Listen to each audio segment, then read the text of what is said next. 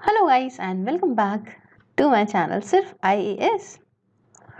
तो यहाँ पे हम अपनी यूपीएससी प्रीलिम्स के जो पास्ट ईयर के पेपर्स की सीरीज थी उसे कंटिन्यू करते हुए आज आपके सामने 2019 का यूपीएससी प्रीलिम्स का पेपर डिस्कशन करेंगे। तो आइए शुरुआत करने से पहले चैनल को ज़रूर सब्सक्राइब कर लीजिए, बेल आइकन को भी प्रेस करिए ताकि आपको रेगुलर अपडेट्स मिलती रहें। चलिए आ जाइए यहाँ पे स्क्रीन के ऊपर। तो ये सेट डी है जो हम डिस्कस कर रहे हैं और सन कौन सा है 2019। ठीक, अब देखिए सबसे पहला सवाल कहता है कि with reference to Asian infrastructure investment bank AIIB consider the following statements. तो सबसे पहला जो स्टेटमेंट है वो कहता है कि AIIB has more than 80 member nation. तो साथ साथ में डिस्कस करते चलते हैं, साथ साथ में एलिमिनेशन कैसे करना है सब कुछ करते चलते हैं, बिकॉज एक बार क्वेश्चन पढ़ेंगे फिर आंसर बताएंगे तो बहुत लंबी वीडियो हो जाएगी। और एक दूसरी चीज़ जो मैं आपको बताना चाहती हूँ, ये वीडियो मैं प्रीमियर करूँगी, ठीक है? तो आपको लगेगा जैसे लाइव जैसा चल रहा है। आप अपने सवालों को कमेंट बॉक्स में पूछिएगा और नीचे ही आपको सिर्फ IAS की ID से रिप्लाई आपका मिल जाएगा।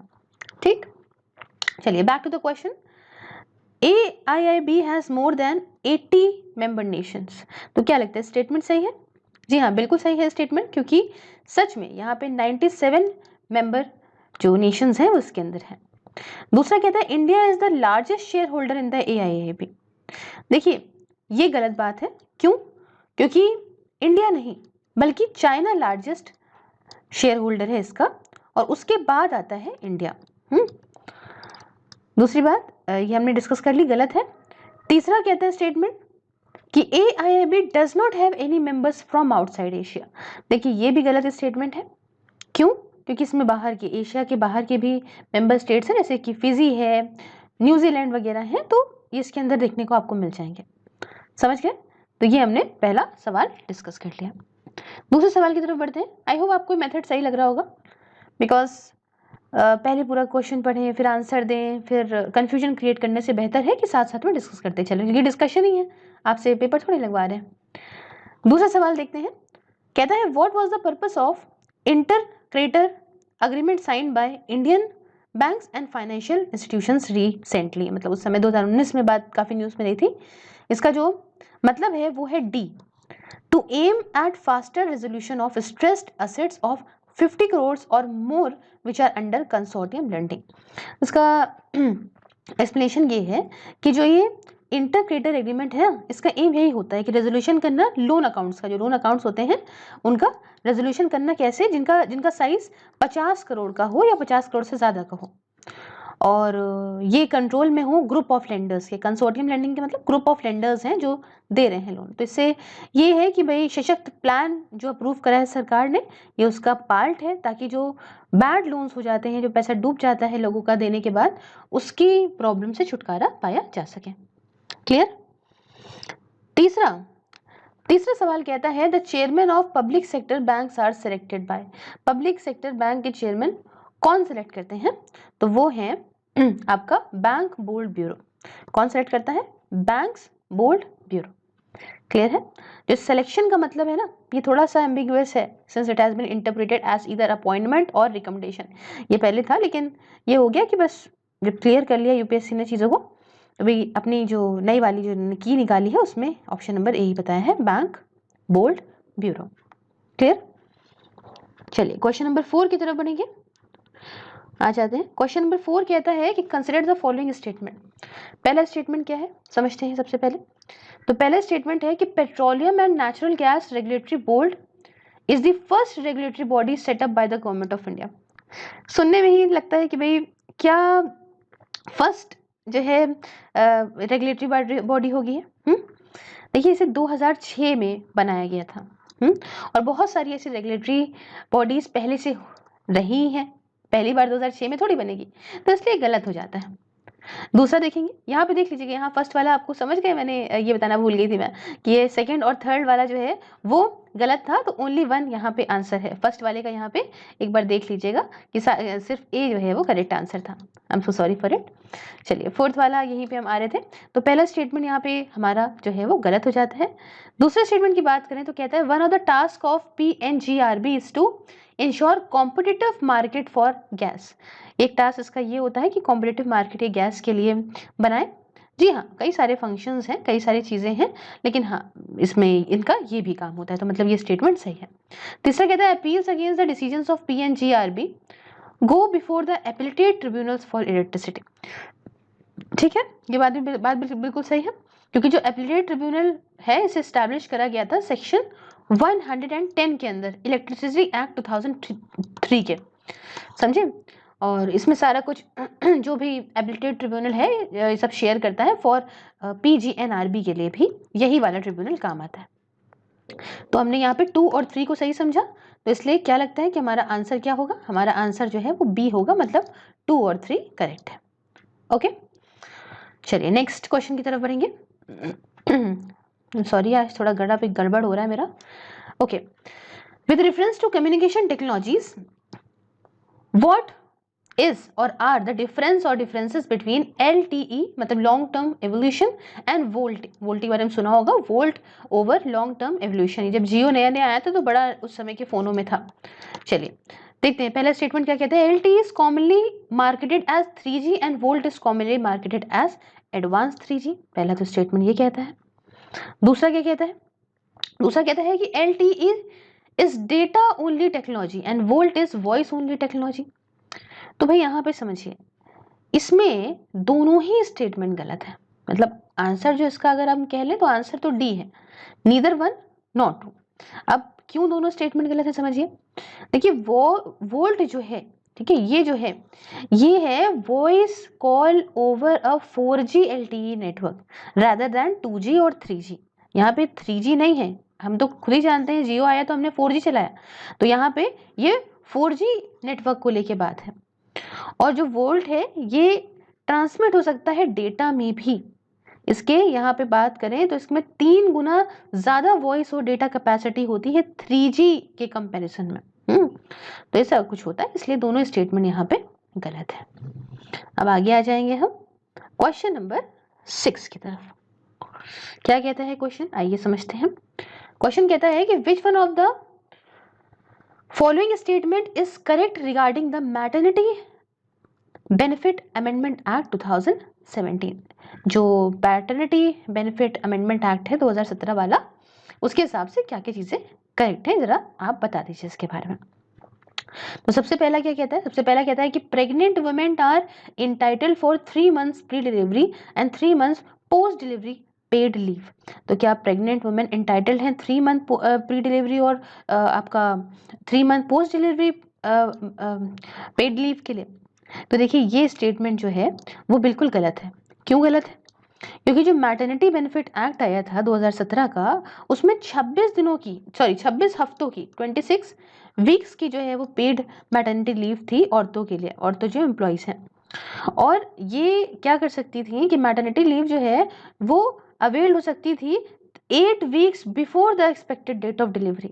मतलब अगर मान लीजिए कि डॉक्टर ने आपको जो भी फलाना डेट दी है उसके 8 weeks पहले तक आप अवेल कर सकते हो, मतलब 8 हफ्ते पहले से ही कर सकते हो आप जो है इस मैटरनिटी लीव को। दूसरा क्या कहता है, दूसरा कहता है कि enterprise with creches must allow the mother minimum 6 creche visits daily. अब ये भी गलत है। ये गलत इसलिए है कि एवरी एस्टैब्लिशमेंट, जिसमें हर एक एस्टैब्लिशमेंट जिसमें 50 से ज़्यादा एम्प्लॉयज़ हैं, इनको क्रच की फैसिलिटी देनी पड़ेगी उन औरतों के लिए जो वर्किंग मदर्स है, मतलब काम कर रही हैं और माँ भी बन गई है। और ऐसी मदर्स जो हैं इनको अलाउ करा जाएगा कि वो 6 नहीं, यहाँ पे 4 विजिट्स करेंगे ड्यूरिंग वर्किंग आवर्स, देखने के लिए कि भैया बच्चे ने खाना खाया नहीं खाया, कैसा किया। तो इसलिए ये दोनों तो गलत हो गए। अब तीसरा पढ़ लेते हैं। अब अगर आपको 2 पता होंगे ना तो तीसरे में तो आप देखिएगा ये भाई एक थर्ड ओनली ही सही है, क्योंकि यहाँ पे नीदर का तो ऑप्शन नहीं है। तो तीसरा क्या कहता है कि women with 2 children gate reduced entitlements. हाँ बिल्कुल, बच्चे ऐसी औरतें जिनके 2 बच्चे हैं, इनको ये है कि भाई इनको कुछ यहाँ पे 12 हफ्तों की फिर पेड मैटरनिटी लीव मिलने लग जाती है। ठीक है, तो ये कम हो जाता है यहाँ पे। ऐसे तो फिर आप प्रमोट करते रहोगे कि खूब सारे बच्चे ही पैदा करते रहिए। ठीक, क्वेश्चन नंबर 7 की तरफ बढ़ते हैं। क्वेश्चन कहता है which one of the following is not a sub index of World Bank ease of doing business index. ठीक है, तो कौन सा नहीं है जरा बताइए। इसका जो आंसर है वो है A, maintenance of law and order. जो ease of doing business index है ना, इसके अंदर कुछ 10 सब इंडिकेटर्स आते हैं, जैसे कि starting a business, dealing with construction permit, getting electricity, registering property, getting credit, protecting minority investors, paying taxes, trading across borders, enforcing contracts and resolving insolvency. ठीक, लेकिन इसमें ये maintenance of law and order नहीं आता। तो ये कुछ हमने यहाँ पे इसकी भी बात कर ली। चलो भाई नेक्स्ट क्वेश्चन की तरफ बढ़ा जाए। नेक्स्ट क्वेश्चन कहता है कि इन इंडिया, ये है क्वेश्चन नंबर 8, कहता है in India extended producer responsibility. काफी सुना होगा कॉमर्स वालों के, तो बिल्कुल मजा आ गया होगा इस सवाल को पढ़ के कि in India extended producer responsibility was introduce as an important feature in which of the following. भाई बताओ बताओ बताओ बताओ। करेक्ट आंसर इसका सी है। सीधा आंसर पे आती हूँ, the e waste management and handling rules. अब इसका थोड़ा समझा देती हूँ। जस्टिफिकेशन ये है कि E waste management and handling rules जो 2011 वाले हैं, इसमें यह है कि प्रोड्यूसर्स की लाइबिलिटी है कि आप रिसाइकिल करें, रिड्यूस करें ई वेस्ट को हमारे कंट्री के अंदर। और एक्सटेंडेड प्रोड्यूसर रिस्पॉन्सिबिलिटी जानते हैं क्या होती है? कैसी अप्रोच है जिसमें प्रोड्यूसर्स जो हैं इन्हीं को रिस्पॉन्सिबिलिटी दी जाती है फाइनेंशियल या फिजिकल तरीके से, कि आप ही को जो कंज्यूमर प्रोडक्ट्स का जो वेस्ट निकलेगा बाद में, उसका आपको भी ट्रीट करना है। ठीक है, बेच के खाली आप भूल नहीं सकते। क्लियर? क्वेश्चन नंबर 9 की तरफ बढ़ा जाए। तो क्वेश्चन नंबर 9 कहता है कि economic cost of food grains to the food corporation of India is minimum support price and bonus, अगर कोई होता है, पे टू द फार्मर, उसके साथ क्या मिलता है इनको साथ में? तो भाई उसके साथ फार्मर्स को दिया जाता है यहाँ पे प्रोक्योरमेंट इंसिडेंटल्स एंड डिस्ट्रीब्यूशन कॉस्ट। ठीक है, प्रोक्योरमेंट इंसिडेंटल्स जो होते हैं वो इनिशियल कॉस्ट होती है। इनिशियल कॉस्ट मतलब स्टार्टिंग में जो पैसा खर्चा होता है जब फूड ग्रेन्स को प्रोक्योर कर रहे होते हैं ना, ले रहे होते हैं तब। और जो डिस्ट्रीब्यूशन कॉस्ट होती है, इसका मतलब जैसे कि डिस्ट्रीब्यूट करने की कॉस्ट हो गई, जैसे फ्रेट लगा, हैंडलिंग चार्जेस लगे, स्टोरेज कॉस्ट लगी, जो भी गोडाउन वगैरह में स्टोरेज किया। ठीक है, लॉसेस जो हुए इधर से उधर ले जाने में, और भी बहुत सारी चीजें। समझे? तो इतनी कुछ कहानी। उसके बाद 10th पढ़ेंगे। 10th क्वेश्चन क्या कह रहा है? 10th क्वेश्चन कह रहा है कि in the context of any country which one of the following would be considered as a part of social capital. बहुत सारे हैं, पढ़ लेते हैं। The proportion of literates in the population, the stock of its buildings, other infrastructure and machine, तो social capital का लग ही नहीं रहा। The size of population in the working age group, ये भी नहीं रखता। The level of mutual trust and harmony in the society, ये कुछ लगता है सोशल कॉस्ट या सोशल कैपिटल। ठीक है, तो सोशल कैपिटल यही एक सही आंसर भी है, the level of mutual trust and harmony in the society. Okay, correct. Now come to the next question which is the service area approach was implemented under the purview of। service area approach जो है इसे किसके under में जो है implement किया गया था? देखिए आंसर है लेड बैंक स्कीम। क्या है? Lead bank scheme. तो ये जो सर्विस एरिया अप्रोच है, इसको अप्रैल 1989 में लाया गया था, ताकि यहाँ पे टाइम से एकदम प्लान तरीके से डेवलपमेंट हो सके रूरल और सेमी अर्बन एरियाज का कंट्री की। समझे? सारे ही इंडियन शेड्यूल जो कमर्शियल बैंक्स हैं वहां तक इसको लिया, जैसे चाहे आप रीजनल रूरल बैंक्स वगैरह हो या जो भी हो। तो ये कुछ कहानी है। उसके बाद सवाल आते हैं, आगे बढ़ते हैं और 12th क्वेश्चन पढ़ते हैं। क्वेश्चन कहता है कि with reference to the management of minor minerals in India consider the following statement. समझते हैं भाई, माइनर मिनरल्स को लेके है ये बात। क्या है जानते हैं। पहला तो कहता है कि sand is a minor mineral according to the prevailing law in the country. कह रहे हैं कि भाई सैंड जो है वो माइनर मिनरल है, हमारा जो अभी लॉ चल रहा है उसके हिसाब से। हाँ बिल्कुल सही, बिल्कुल सही बात है।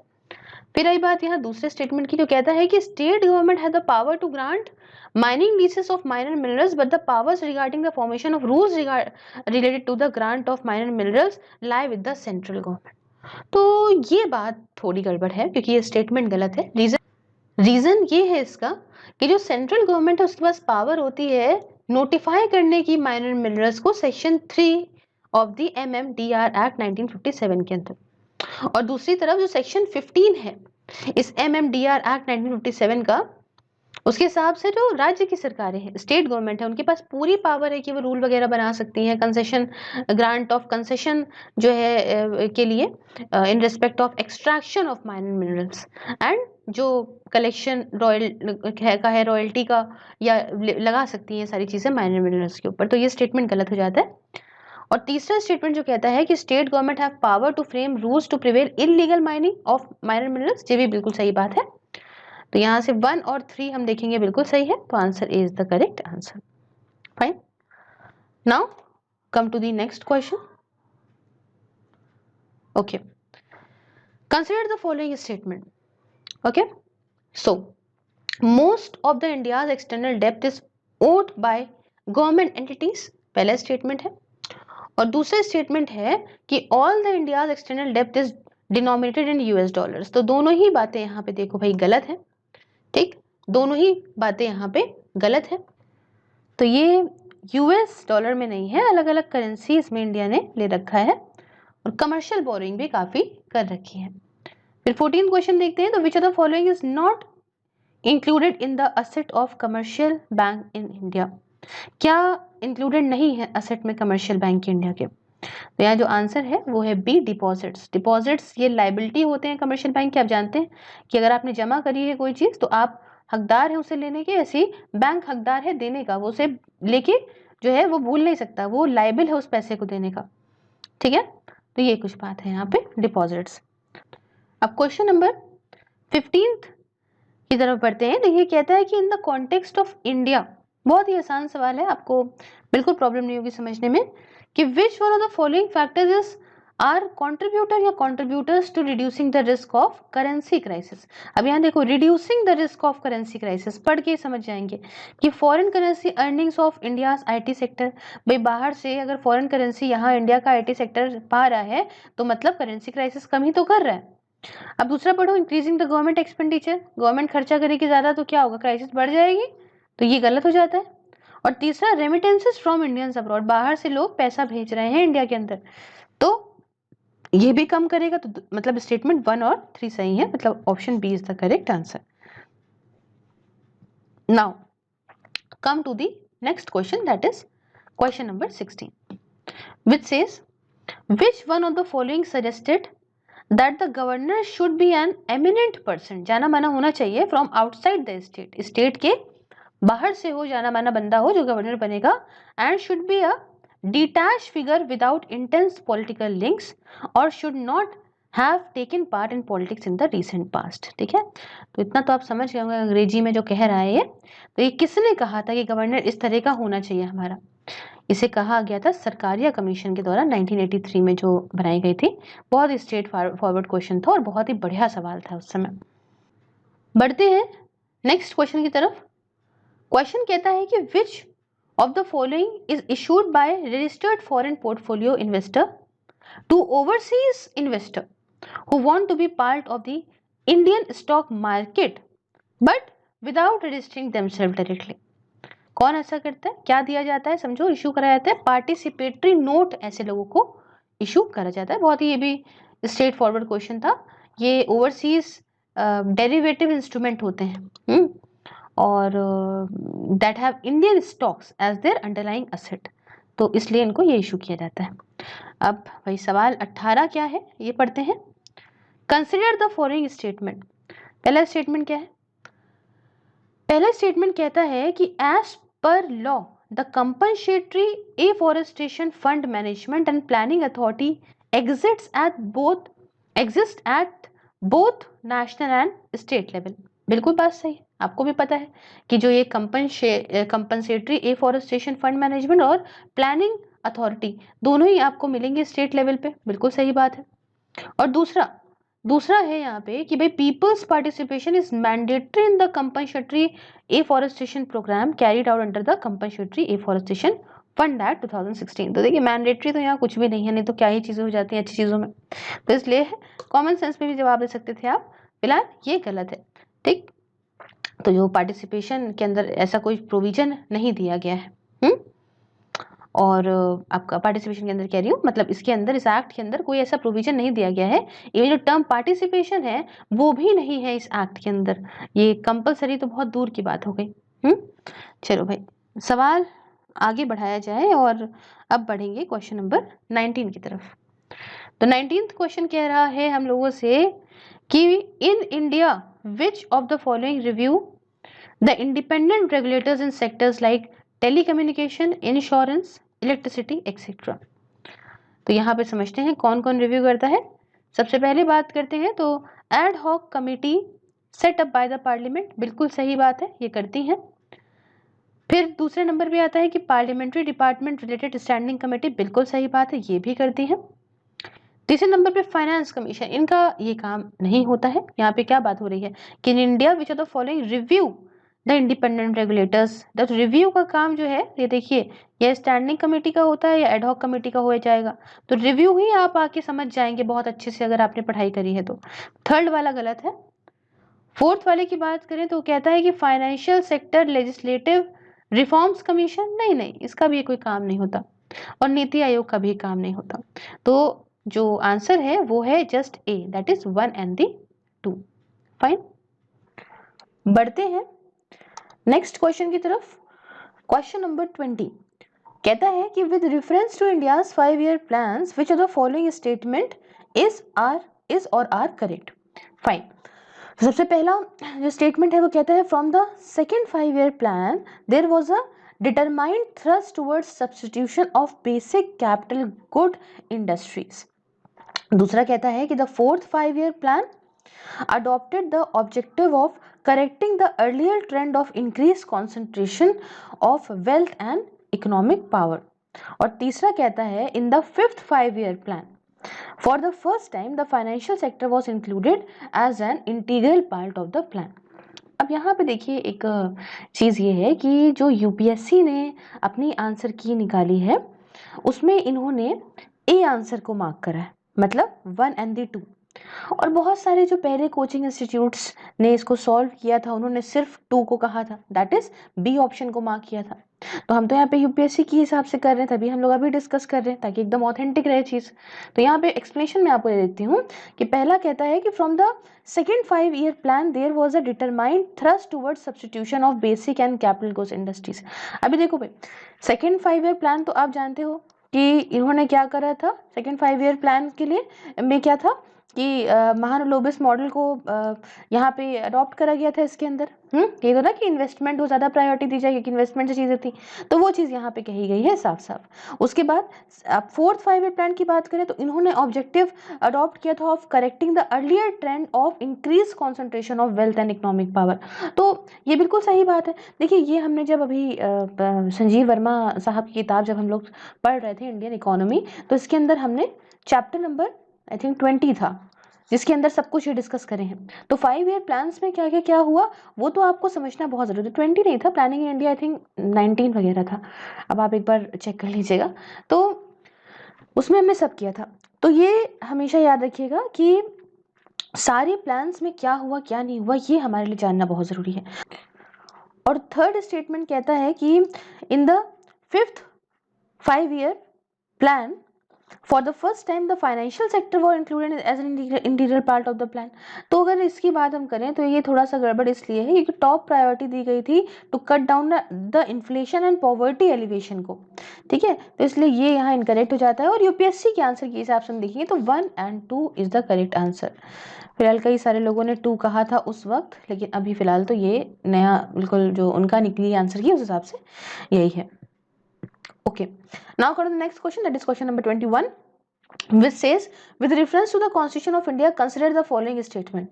First statement is, no high court shall have the jurisdiction to declare any central law to be constitutionally invalid.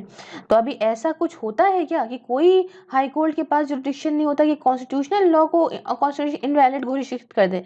ऐसा तो है ही नहीं ना भाई, ये तो गलत हो जाता है। और दूसरा देखिए, an amendment to the constitution of India can not be called into question by Supreme court of India. ऐसा कैसे हो सकता है? सवाल क्यों नहीं उठा सकता सुप्रीम कोर्ट? सुप्रीम कोर्ट तो बिल्कुल उठा सकता है भाई, ये तो कोई एकदम स्ट्रेट फॉरवर्ड क्वेश्चन है। तो ये भी गलत है, इसलिए जो ऑप्शन यहाँ पे हम चुनेंगे वो चुनेंगे D, that is neither 1 nor 2। Fine. Now come to the next question, that is question number 22, which says, purchasing power parity, that is PPP, exchange rate are calculated by comparing the prices of the same basket of goods and services in different countries। Okay तो ये बात तो आपने पता ही होगी, purchasing power parity ही को हम कई जगह यूज भी करते हैं निकालने में चीज़ों को। तो इसको हम क्या है, ये एक्सचेंज रेट्स जो होते हैं कैलकुलेट करे जाते हैं by comparing prices of the same basket of good. मान लो कि एप्पल जो है वो यूएस में कितने रुपए का पड़ रहा है, और सेम 1 किलो एप्पल, और वही 1 किलो एप्पल जो है वो इंडिया में कितने का पड़ रहा है। तो ये क्या कहता है कि same basket of goods and services in different countries. तो ये इस तरह से निकालते हैं यहाँ पे, समझे? तो ये बिल्कुल सही है, बिल्कुल सही बात है ये। और दूसरा जो टर्म कहता है कि in terms of PPP dollars, मतलब परचेसिंग पावर पैरिटी डॉलर्स में, India is the 6th largest economy in the world.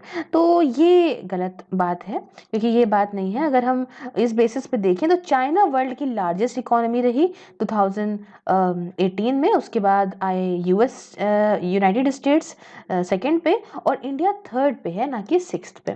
ठीक है, क्लियर है? तो ये हमारा सॉल्व हो जाता है। फिर हम बढ़ेंगे अपने प्यारे नेक्स्ट क्वेश्चन की तरफ। ओके आ जाओ छोटू। क्वेश्चन नंबर 23 कहता है कि with reference to the cultivation of kharif crops in India in the last 5 years consider the following statement. ठीक है, खारिफ क्रॉप्स को लेके यहाँ पे बात हो रही है, आपको स्टेटमेंट यहाँ पे देखना है क्या नहीं। ठीक, चलो भाई शुरू करते हैं। Area under rice cultivation is the highest. क्या एरिया हाईएस्ट रहा है आज खरीफ क्रॉप को लेके?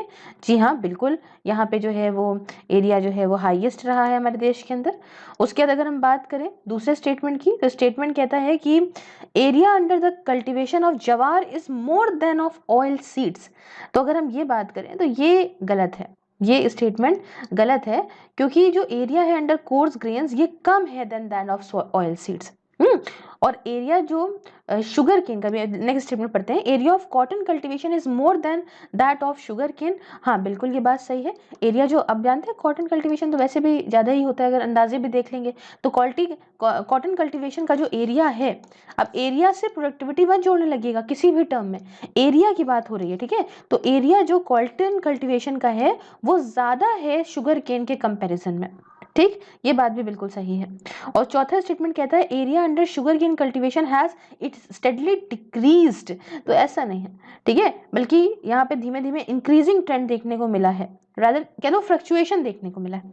तो ये भी गलत है, इसलिए स्टेटमेंट 1 मतलब ए जो है वो करेक्ट है, दैट इज 1 and 3।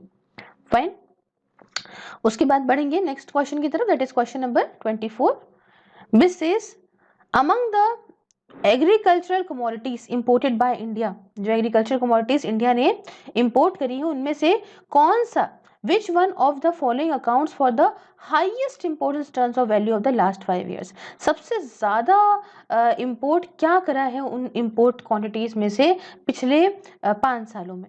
अब देखो यहाँ पे कह रहे हैं कि वैल्यू के टर्म्स में बात हो रही है।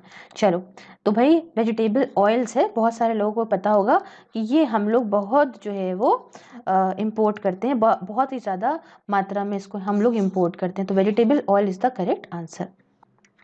Now come to the next question, that is question number 25, which says in the context of polity which one of the following would you accept as a most appropriate definition of liberty। भाई बड़ा मजेदार लगते हैं ऐसे questions, है कि नहीं? अब ये तो सारा पढ़ना बनता ही बनता है। चलो भाई, protection against the tyranny of political rulers, ये तो नहीं लगता। लिबर्टी क्या मतलब, जाति से बचा रहे हैं। उसके बाद एब्सेंस ऑफ रिस्ट्रेंट, थर्ड कहता है opportunity to do whatever one likes, कुछ भी कर दोगे क्या, गोली उठा के मार दोगे किसी को, इतनी आजादी है, ना ना ना ना ना। और आखिरी कहता है opportunity to develop oneself fully. हाँ, ये कुछ अच्छा लगता है कि भाई हम चाहते हैं डॉक्टर बनना, हम चाहते हैं आईएएस बनना, हम चाहते हैं इंजीनियर बनना, हम चाहते हैं जो भी बनना हम कर सकते हैं, हम कहीं भी जॉब करें आराम से, हम जहाँ चाहे घर खरीदें। तो हाँ ये लगता है, इसलिए डी जो है वो करेक्ट आंसर है। उसके बाद आ जाइए क्वेश्चन नंबर 26 की तरफ। क्वेश्चन कहता है कि भाई which of the following is not the most likely measure the government RBI takes to stop the slide of Indian rupee. ऐसा क्या लगता है कि ऐसा क्या कदम आरबीआई या गवर्नमेंट नहीं उठाएगी अगर मान लो रुपया गिर रहा हो तो देखो सबसे पहला कहता है कि curbing import of non essential goods and promoting export. भाई ये तो सरकार करेगी ना, एक्सपोर्ट करना शुरू करेगी, और जो गुड्स एसेंशियल नहीं है ज्यादा उनको इंपोर्ट मतलब कम करने की कोशिश करेगी ताकि थोड़ा पैसा बचे। दूसरा देखें तो encouraging Indian borrowers to issue rupee denominated masala bonds. तो ये हमने मसाला बॉन्ड्स वगैरह पहले कई बार डिस्कस करा है, तो ये भी बिल्कुल सही बात है कि हाँ बिल्कुल करेगी, इंडियन बोरोवर्स को इनकरेज करेगी कि आप इशू करिए। और तीसरा जो है वो कहता है कि easing condition related to external commercial borrowing. भाई ऐसी कंडीशंस जो है वो बनाएगी जिससे जो है वो एक्सटर्नल कमर्शियल बोरिंग्स जो है वो बढ़े। चलो ठीक है। और चौथा कहता है following an expansionary monetary policy. तो भाई एक्सपेंशनरी मॉनेटरी पॉलिसी की बात करें तो इससे क्या होता क्या है कि इससे हो सकता है कि ये लोअर इंटरेस्ट रेट्स हो जाएं, और इससे क्या होगा कि यहाँ पे फॉरेन कैपिटल जो है वो बढ़ जाएगी फ्रॉम इंडिया, यहाँ से जाने लगेगी, समझे। तो इससे क्या होगा कि which would get better returns abroad. तो ऐसी पॉलिसी में हो सकता है कि इन्फ्लेशन बढ़ जाए, इंपोर्ट बढ़ जाए, हायर गवर्नमेंट स्पेंडिंग हो जाए, और ऐसा हो जाए कि रुपी और ज़्यादा गिर जाए। तो इसलिए ये कदम नहीं उठाएगी सरकार। तो ऑप्शन डी जो है वो करेक्ट आंसर है। ठीक, उसके बाद हम 27 क्वेश्चन की तरफ बढ़ेंगे, और 27 कहता है कि कंसिडर द फॉलोइंग स्टेटमेंट। चलो भाई स्टेटमेंट पढ़ते हैं। स्टेटमेंट कहता है कि the Reserve Bank of India recent directives related to storage of payment system data, popularly known as data दिक्कत, command the payment system providers that, क्या कमांड करा है इसमें पेमेंट सिस्टम प्रोवाइडर्स को। पहला, they shall ensure that entire data related to payment systems operated by them are stored in a system only in India. बिल्कुल सही है ये, जी हाँ बिल्कुल ऐसा करा है। दूसरा स्टेटमेंट क्या कहता है कि they shall ensure that the systems are owned and operated by public sector enterprises. इससे कोई देखो मतलब ही नहीं, पब्लिक सेक्टर इंटरप्राइजेस हो चाहे ना हो उससे क्या मतलब है, ठीक है। ये तो गलत हो जाता है, अब हर चीज़ सरकारी थोड़ी ना हो सकती है। और तीसरा कि they shall submit the consolidated system audit report to the Comptroller and Auditor General of India by the end of the calendar year. देखिए बिल्कुल नहीं, ऐसा भी नहीं। क्यों? क्योंकि अब अगर पब्लिक ये तो इससे ही डेटा आपको मिल जाएगा। अगर सारे के सारे पब्लिक सेक्टर एंटरप्राइजेस नहीं होंगे तो काहे के लिए कॉम्प्ट्रोलर एंड जनरल को देंगे। तो ये दोनों गलत हो जाते हैं, सिर्फ जो है पहला वाला सही है, इसलिए ऑप्शन ए जो है वो करेक्ट आंसर है। ठीक, ये तो आप नॉर्मली पेमेंट वगैरह के बारे में भी, अगर पेटीएम वगैरह के बारे में भी सोच लेंगे, एयरटेल वगैरह के बारे में भी सोच लेंगे तो भी आप इसका सवाल का जवाब दे सकते थे। नेक्स्ट क्वेश्चन पढ़ते हैं। विच of the following adopted a law on data protection and privacy for its citizens known as General Data Protection Regulation in April 2016 and started implementation it from May 25th 2018। बताइए भाई किसने ऐसा करा है। तो correct answer जो है वो यूरोपियन यूनियन है। चलो भाई नेक्स्ट बात करते हैं 29th क्वेश्चन की। तो recently India sign a deal known as action plan for prioritisation and implementation of cooperation areas in the nuclear field with which of the following countries। किसके साथ ऐसा हमने किया है? करेक्ट ऑप्शन है रशिया के साथ हमने, यहाँ पे दोनों ही कंट्री ने कहा है कि हम यहाँ पे एक प्रोजेक्ट जिसमें कि 6 न्यूक्लियर पावर यूनिट्स होंगे रशियन डिजाइन के, एक नई साइट में इंडिया के अंदर हम यहाँ पे इसको डेवलप करेंगे और अपना आपस में कोऑपरेशन भी जो है वो बढ़ाएंगे in the third countries. And उसके बाद हम नए पर्सपेक्टिव लेकर आएंगे न्यूक्लियर टेक्नोलॉजी को लेके, एक साथ मिलके जॉइंट कंस्ट्रक्शन करेंगे न्यूक्लियर पावर प्लांट का। तो इन्होंने ये सारी बातें सोच के रखी थी। चलो भाई नेक्स्ट बढ़ते हैं क्वेश्चन नंबर 30 की तरफ। 30 कहता है the money multiplier in an economy increases with which one of the following. ठीक है, मनी मल्टीप्लायर इकोनॉमी के अंदर किस चीज के साथ बहुत तेजी में बढ़ता है? तो increase in the cash reserve ratio. अगर कैश रिजर्व रेशियो को तुम बढ़ा दो तो आरबीआई के पास तो पैसा ज्यादा हो गया, तो मनी मल्टीप्लायर कहाँ से बढ़ेगा? तो ये गलत हो जाएगा यहाँ पे। दूसरा कहते हैं increase in the banking habit of the population. तो ये कुछ बढ़िया लगता है। क्यों? क्योंकि अगर जनता के ज्यादा से ज्यादा लोग जो है अपना अकाउंट खुलवाएंगे, ट्रांजेक्शन अकाउंट के बैंक के थ्रू करते रहेंगे तो बहुत चांसेस हैं कि पैसे मनी मल्टीप्लाई का काम करें। फिर भी तीसरा पढ़ लेते हैं कि increase in the statutory liquidity ratio. फिर इसमें तो पैसा कम हो जा रहा है क्योंकि आरबीआई अपने पास फिर रखे ले रहा है। और चौथा कहता है increase in the population of the country. अब जनता के बढ़ने से बैंक अकाउंट का बढ़ना क्या रिलेट कर रहा है? कुछ नहीं, तो इसलिए ये भी गलत हो जाता है। तो बी अपने आप में ही बहुत ही बढ़िया आंसर है। कभी कभी लगता है ना पेपर देने के बाद कि अरे यार पेपर तो बड़ा आसान था, लेकिन उस समय नहीं लगता है। चलो भाई 31 बात करते हैं। Consider the following statement about a particularly vulnerable tribal groups in India. ठीक है, पीवीटीजीज के बारे में आप बताइए कुछ बात। तो पहला कहता है कि PVTGs reside in 18 states and 1 union territory. कैसी बात है, 18 स्टेट और 1 यूनियन टेरिटरी में है। जी हाँ, बिल्कुल सही बात है। और जो है बिल्कुल सही हो। और वो जो 1 यूनियन टेरिटरी है ना, वो 1 यूनियन टेरिटरी है अंडमान एंड निकोबार आइलैंड। समझे? उसके दूसरा पढ़ लेते हैं।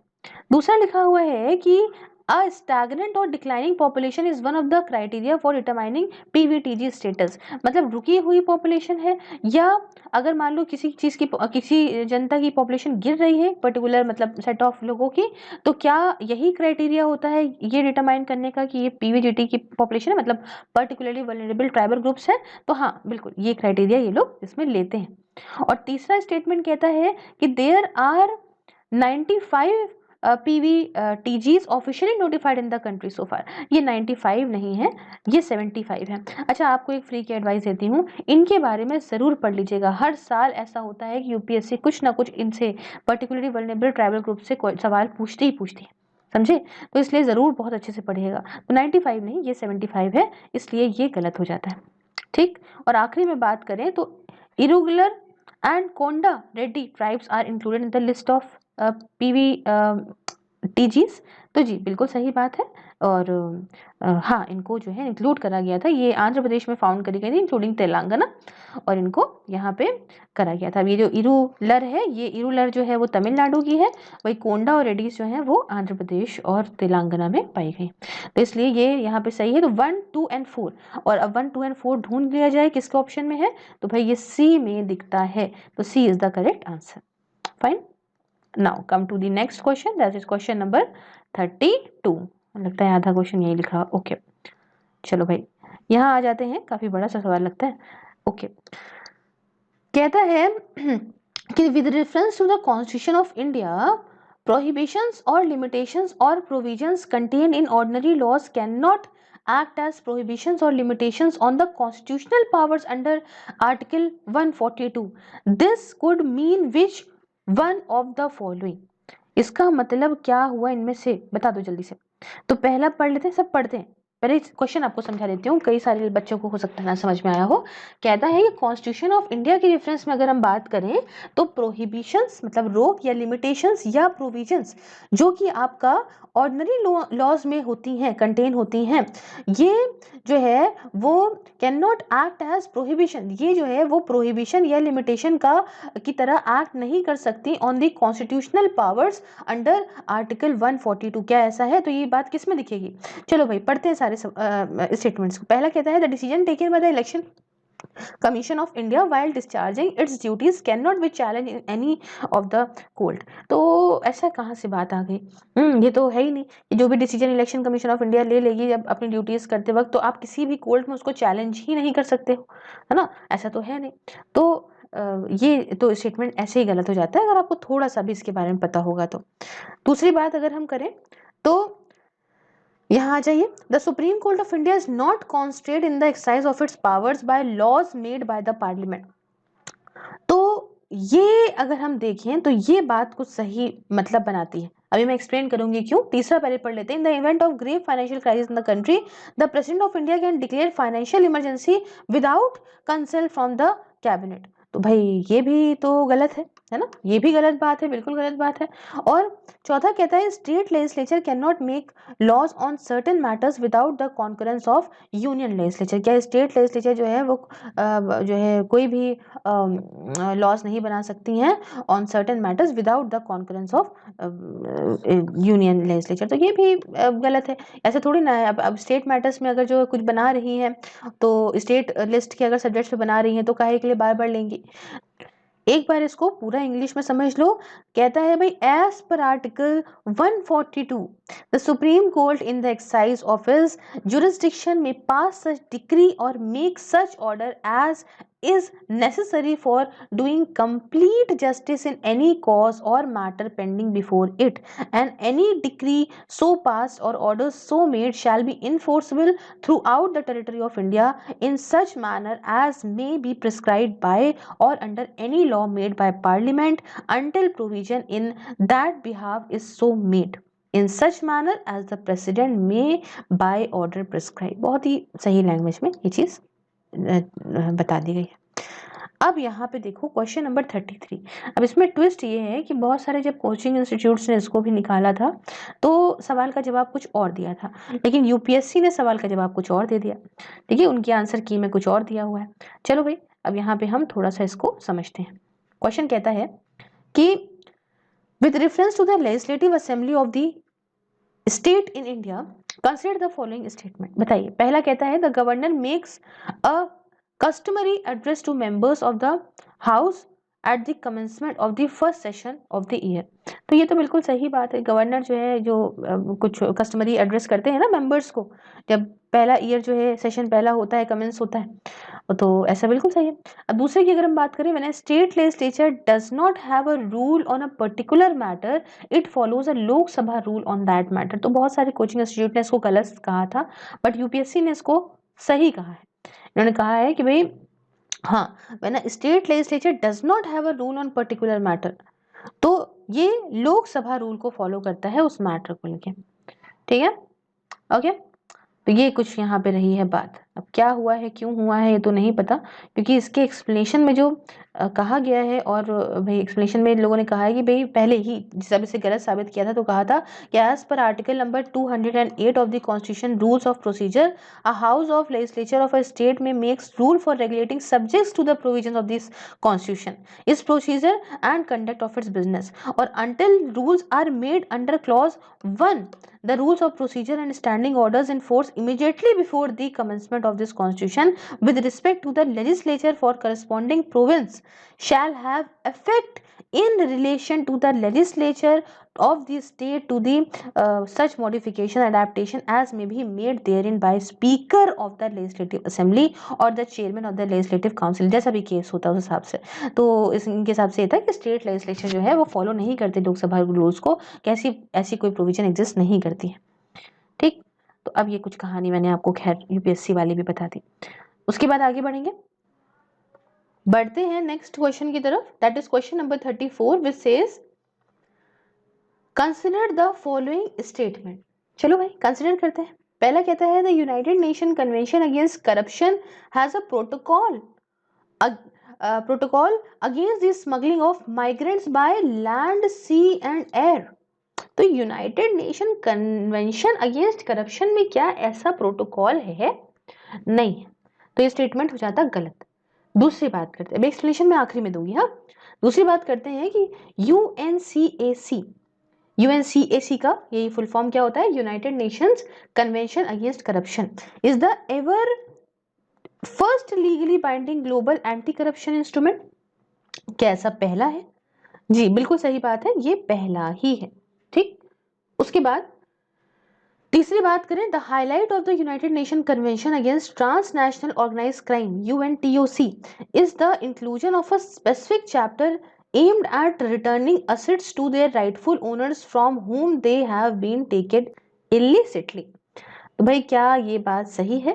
नहीं, ये बात नहीं सही है। अभी आपको समझाती हूँ क्यों क्यों नहीं सही है। पहले चारों स्टेटमेंट डिस्कस कर लेते हैं ताकि बार बार लंबा ना खींचना पड़े। और चौथा कहता है कि the United Nation office on drugs and crimes is mandated by its member states to assist in the implementation of both UNCAC मतलब ऊपर वाला और यूएनटीओसी मतलब ये वाला। तो क्या ये बात दोनों सही है? बिल्कुल सही है। तो इस हिसाब से 2 और 4 यहाँ पे सही होना चाहिए और 2 और 4 का मतलब यहाँ पे सी मतलब करेक्ट आंसर होना चाहिए। अब थोड़ा एक्सप्लेन करती हूँ मैं आपको।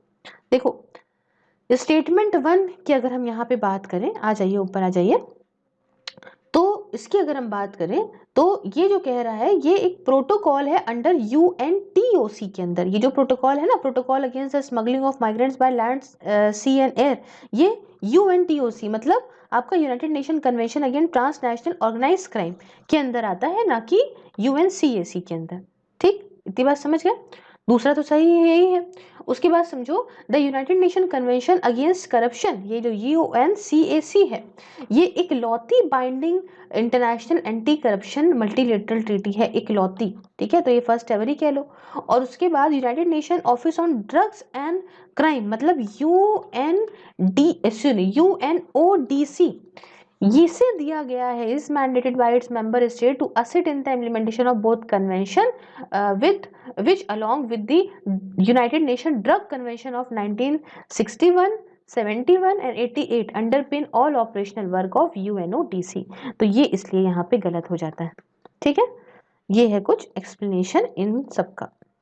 नेक्स्ट क्वेश्चन पढ़ते हैं, क्वेश्चन नंबर 35 कहता है as per recent amendment to the Indian forest act 1927 forest dwellers have the right to fell the bamboos grown on forest areas.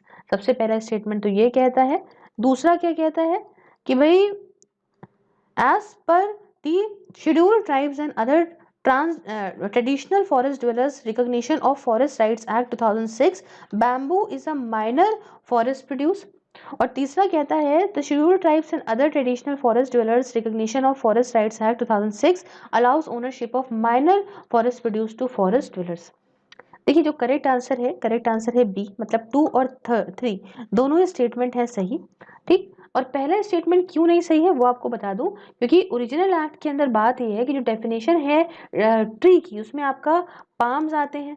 ठीक है, ओके, पाम्स आते हैं, बैम्बूज आते हैं, उसके साथ यहाँ पे जो है वो स्टब्स आते हैं, उसके साथ आपका जो है ब्रश वुड्स आते हैं और कैन आते हैं मतलब केन्स आते हैं। ओके, तो अमेंडमेंट एक्ट अमेंड करता है इस डेफिनेशन को ट्री की to remove the word bamboos. समझे, ट्री की डेफिनेशन को ही अमेंड करा जाता है ताकि उसमें बैम्बू आ रहा था ना, इसलिए बैम्बू को हटाने के लिए ट्री की डेफिनेशन को यहाँ पे अमेंड करा गया है। Since bamboo is defined as a tree under the act its inter state movement requires permit. ठीक है, बैम्बू को जो है डेफिनेशन में डाला गया है इस एक्ट के अंदर, ट्री की डेफिनेशन के अंदर, इसलिए इसका जो इंटर स्टेट मूवमेंट है इसमें परमिट की जरूरत पड़ती है जब ये दूसरी स्टेट में ट्रांजिट किया जाता है। समझे, consequent to the amendment felling और transportation of bamboos growing in the non forest areas will not required any permit. इसमें कोई परमिट की जरूरत नहीं पड़ेगी अगर कोई यहाँ पे फेलिंग या ट्रांसपोर्टेशन हो रहा है बैम्बूज का जो कि आपका नॉन फॉरेस्टेड एरियाज में हो रहा हो। ठीक है, इसलिए स्टेटमेंट नंबर 1 गलत था, बाकी तो मैंने आपको दोनों बताई थी। उसके 36 की बात करें यहाँ पे तो भाई Which article of the Constitution of India safeguards one right to marry the persons of one choice? ये बहुत ही स्ट्रेट और बहुत ही साफ सुथरा क्वेश्चन है, दैट इज आर्टिकल नंबर 21। ठीक है, राइट टू लाइफ वाले में ही सब कुछ है, लिबर्टी है, पर्सनल लिबर्टी है। तो यहाँ पे बढ़ते हैं क्वेश्चन नंबर 37 की तरफ जो कहता है कि अकॉर्डिंग टू द, यहाँ पे देखिए पहले स्टेटमेंट को कंसिडर करना है।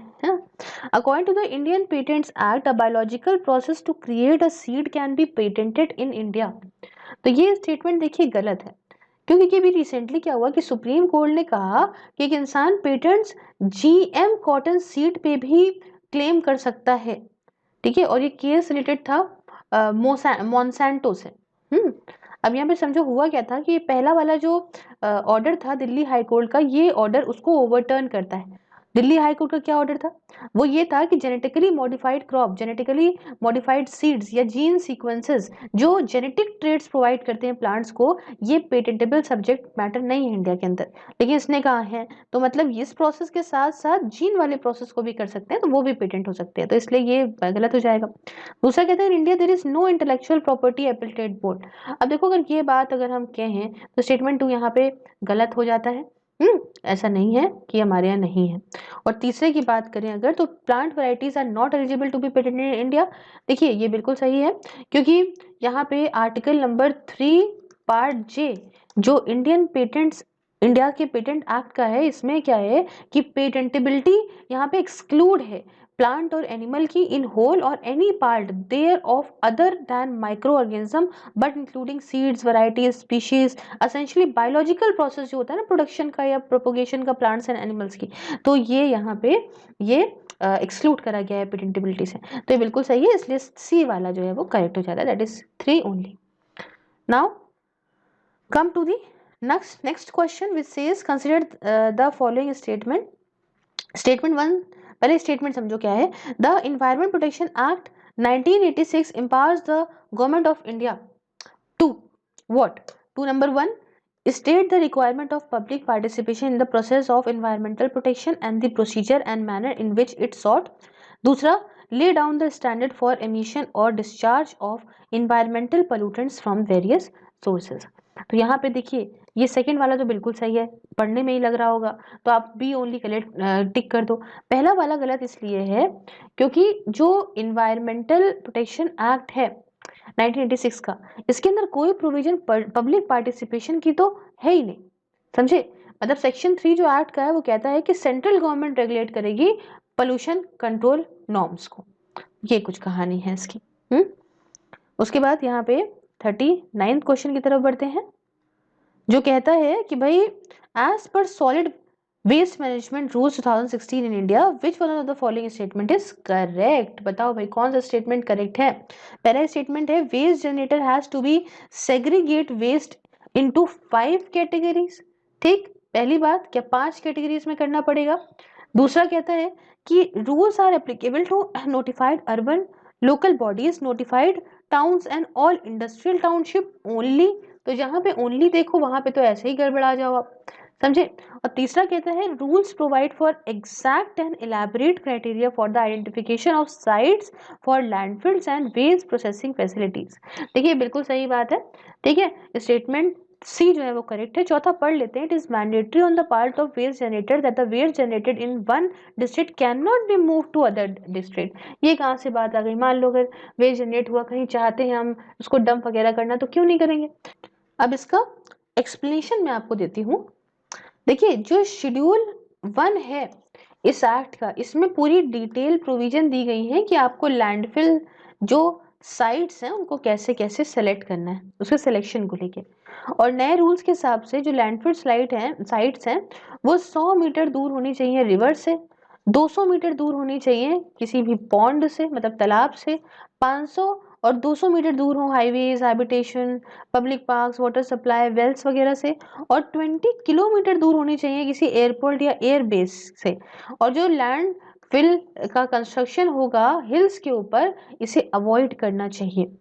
जो लैंड है कंस्ट्रक्शन के लिए, सैनिटरी लैंडफिल्स के लिए हिली एरियाज में, इसे पता लगाया जाएगा, आइडेंटिफाई करा जाएगा प्लेन एरियाज में विद इन 25 किलोमीटर। हालांकि जो ट्रांसफर स्टेशन और प्रोसेसिंग फैसिलिटीज हैं ये हो सकती हैं कि ये हिली एरियाज में ऑपरेशनल हो जाए। तो ये कुछ कहानी है इसकी। अब बढ़ते हैं 40th क्वेश्चन की तरफ, जो कहता है consider the following statement as per the industrial employment standing order central amendment rules 2018। चलो बताओ। पहला, if rules for fix term employment are implemented, अगर रूल्स जो है वो फिक्स टर्म एम्प्लॉयमेंट के इम्प्लीमेंट कर देंगे तो ये आसान बन जाएगा फर्म्स और कंपनीज के लिए टू ले ऑफ वर्कर्स। और दूसरा अगर हम बात करें तो no notice of termination of employment shall be necessary in case of temporary workman. तो क्या ये बात सही है? बिल्कुल सही बात है, ठीक है, बिल्कुल दोनों ही सही बातें हैं, एकदम सही। देखिए जो सरकार है इसने एक फिक्स टर्म एम्प्लॉयमेंट सारे सेक्टर्स के लिए नोटिफाई करा है through an amendment to the Industrial Employment Standing Order Central Rules 1946। तो industrial employment standing rule central amendment rules जो 2018 के आए उसके हिसाब से कि फिक्स टर्म एम्प्लॉयमेंट वर्कमैन एक ऐसा वर्कमैन है जो कि काम कर रहा है on the basis of written contract of employment for a fix period. एक कॉन्ट्रैक्ट मिला हुआ है एम्प्लॉयमेंट का, ठीक है, लिखित में, और उसी फिक्स पीरियड के लिए, सपोज 1 साल के लिए है तो 1 साल ही के लिए वो काम करेगा। और no workman employed on fix term employment basis as a result of non renewable of contract or employment or its expiry shall be entitled to any notice or paying lieu thereof if its services are terminated। ठीक है, अब मान लो contract पूरा हो गया है, contract नहीं मिला है तो किसी भी वक्त तो निकाल सकते हैं ना, तो कोई बात नहीं। इसलिए जो फिक्स टर्म एम्प्लॉयमेंट है वो सारे सेक्टर्स के लिए ये अगर होगा तो ये इजी हो जाएगा कंपनीज के लिए कि वो हायर और फायर कर सकती हैं वर्कर्स को, along with reducing the role of middleman, बिचौलियों का रोल हट जाएगा। ठीक, और दूसरी बात तो सही है ये, no notice for termination of employment shall be necessary in case of temporary workman, चाहे वो मंथली रेटेड हो, वीकली रेटेड हो, या पीस रेटेड हो, या प्रोबेशनर्स हो, या बदली वर्कमैन हो, किसी के लिए। तो ये कुछ बात है। उसके बाद 41st क्वेश्चन की तरफ बढ़ते हैं। ओके ओके, आगे भाई, in the context of digital technologies for entertainment consider the following statement. तो पहला क्या स्टेटमेंट है, in augmented reality a simulated environment is created and a physical world is completely shut down। ठीक, पहला बात तो ये कह रहा है कि AR जानते हैं ना, AR और VR, विजुअल रियलिटी, हाँ, यही वाला सवाल था। तो क्या AR में एक सिमुलेटेड एनवायरनमेंट बनाया जाता है और फिजिकल वर्ल्ड पूरी तरह से शट आउट हो जाता है। दूसरी बात अगर हम करें, वर्चुअल रियलिटी में images generated from a computer are projected onto real life objects और सराउंडिंग्स। क्या ये बात सही है? तीसरी बात देखिए, तो AR allows individuals to be present in the world and improves the experience using the camera of smartphone और PC। ठीक है, ये बात तो कुछ बनाती है ना, सही बनाती है ना, यही होता है AR। और VR closes the world and transports individual providing complete immersion of experience. तो ये बात भी बिल्कुल सही है। जब आप अपने आंखों में, आपने देखा होगा कि वो पहन लेते हैं ना, जिसके थ्रू आप ये VR एक्सपीरियंस करते हैं, तो ये आप उससे रिलेट कर सकते हो। और एक बच्चे कंफ्यूज कुछ हो सकते थे क्योंकि 4 ओनली का भी ऑप्शन था, लेकिन ऑप्शन जो है वो 3 और 4 सही है, इसलिए B is the correct answer. उसके बाद यहाँ पे 42nd क्वेश्चन की तरफ बढ़ते हैं। क्वेश्चन कहता है, हाँ, काफी बड़ा सा क्वेश्चन है, कहता है कि the word Denisovan is sometimes mention in medias reference to. ठीक है, क्या है ये? तो ये जो है, ये जो डेनिसोवन है, ये अर्ली ह्यूमन स्पीशीज के लिए कहा जाता है। डेनिसोवंस या डेनिसोवा होमिनिन्स जो हैं, ये एक्सटेंट स्पीशीज हैं या सब स्पीशीज हैं आर्कई ह्यूमंस के इन द जीनस होमो। तो ये है कुछ इसका एक्सप्लेनेशन। बढ़ते हैं नेक्स्ट क्वेश्चन की तरफ। क्वेश्चन कहता है कि with reference to the recent development in science which one of the following statement is not correct. Okay, not correct बताना है, रिसेंट डेवलपमेंट साइंस में हुआ है उसके रेफरेंस में। तो पहला स्टेटमेंट कहता है कि functional chromosomes can be created by joining segments of DNA taken from cells of different species. तो क्या ये बात जो है वो नॉट करेक्ट है? ये समझिएगा कहना क्या चाह रहा है, पहले सवाल से समझ लीजिए कि with reference to the recent development in science which one of the following statement is not correct. ठीक है, करेक्ट नहीं पूछ रहा, नॉट करेक्ट पूछ रहा है। तो ये बात जो है यही एक आंसर है, लेकिन बाकी भी हम आपको एक्सप्लेन कर देते हैं।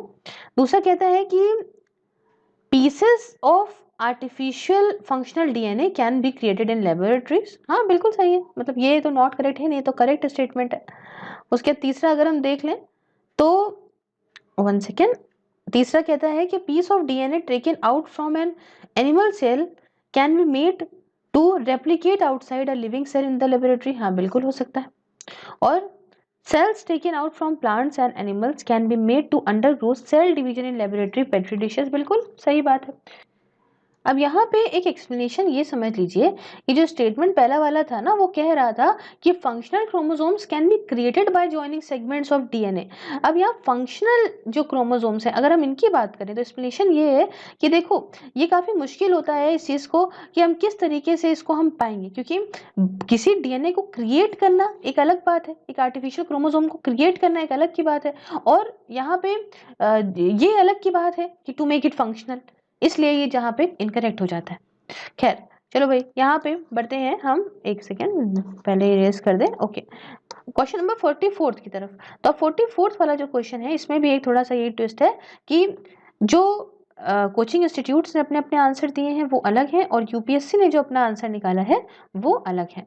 आइए डिस्कस करते हैं क्या है क्या नहीं है। देखो भाई, consider the following statement, a digital signature, a digital signature is, digital signature क्या होता है? An electronic record that identifies the certifying authority using it। ठीक। तीसरा दूसरा स्टेटमेंट कहता है कि use to serve as a proof of identity of an individual to access information और सर्वर ऑन इंटरनेट।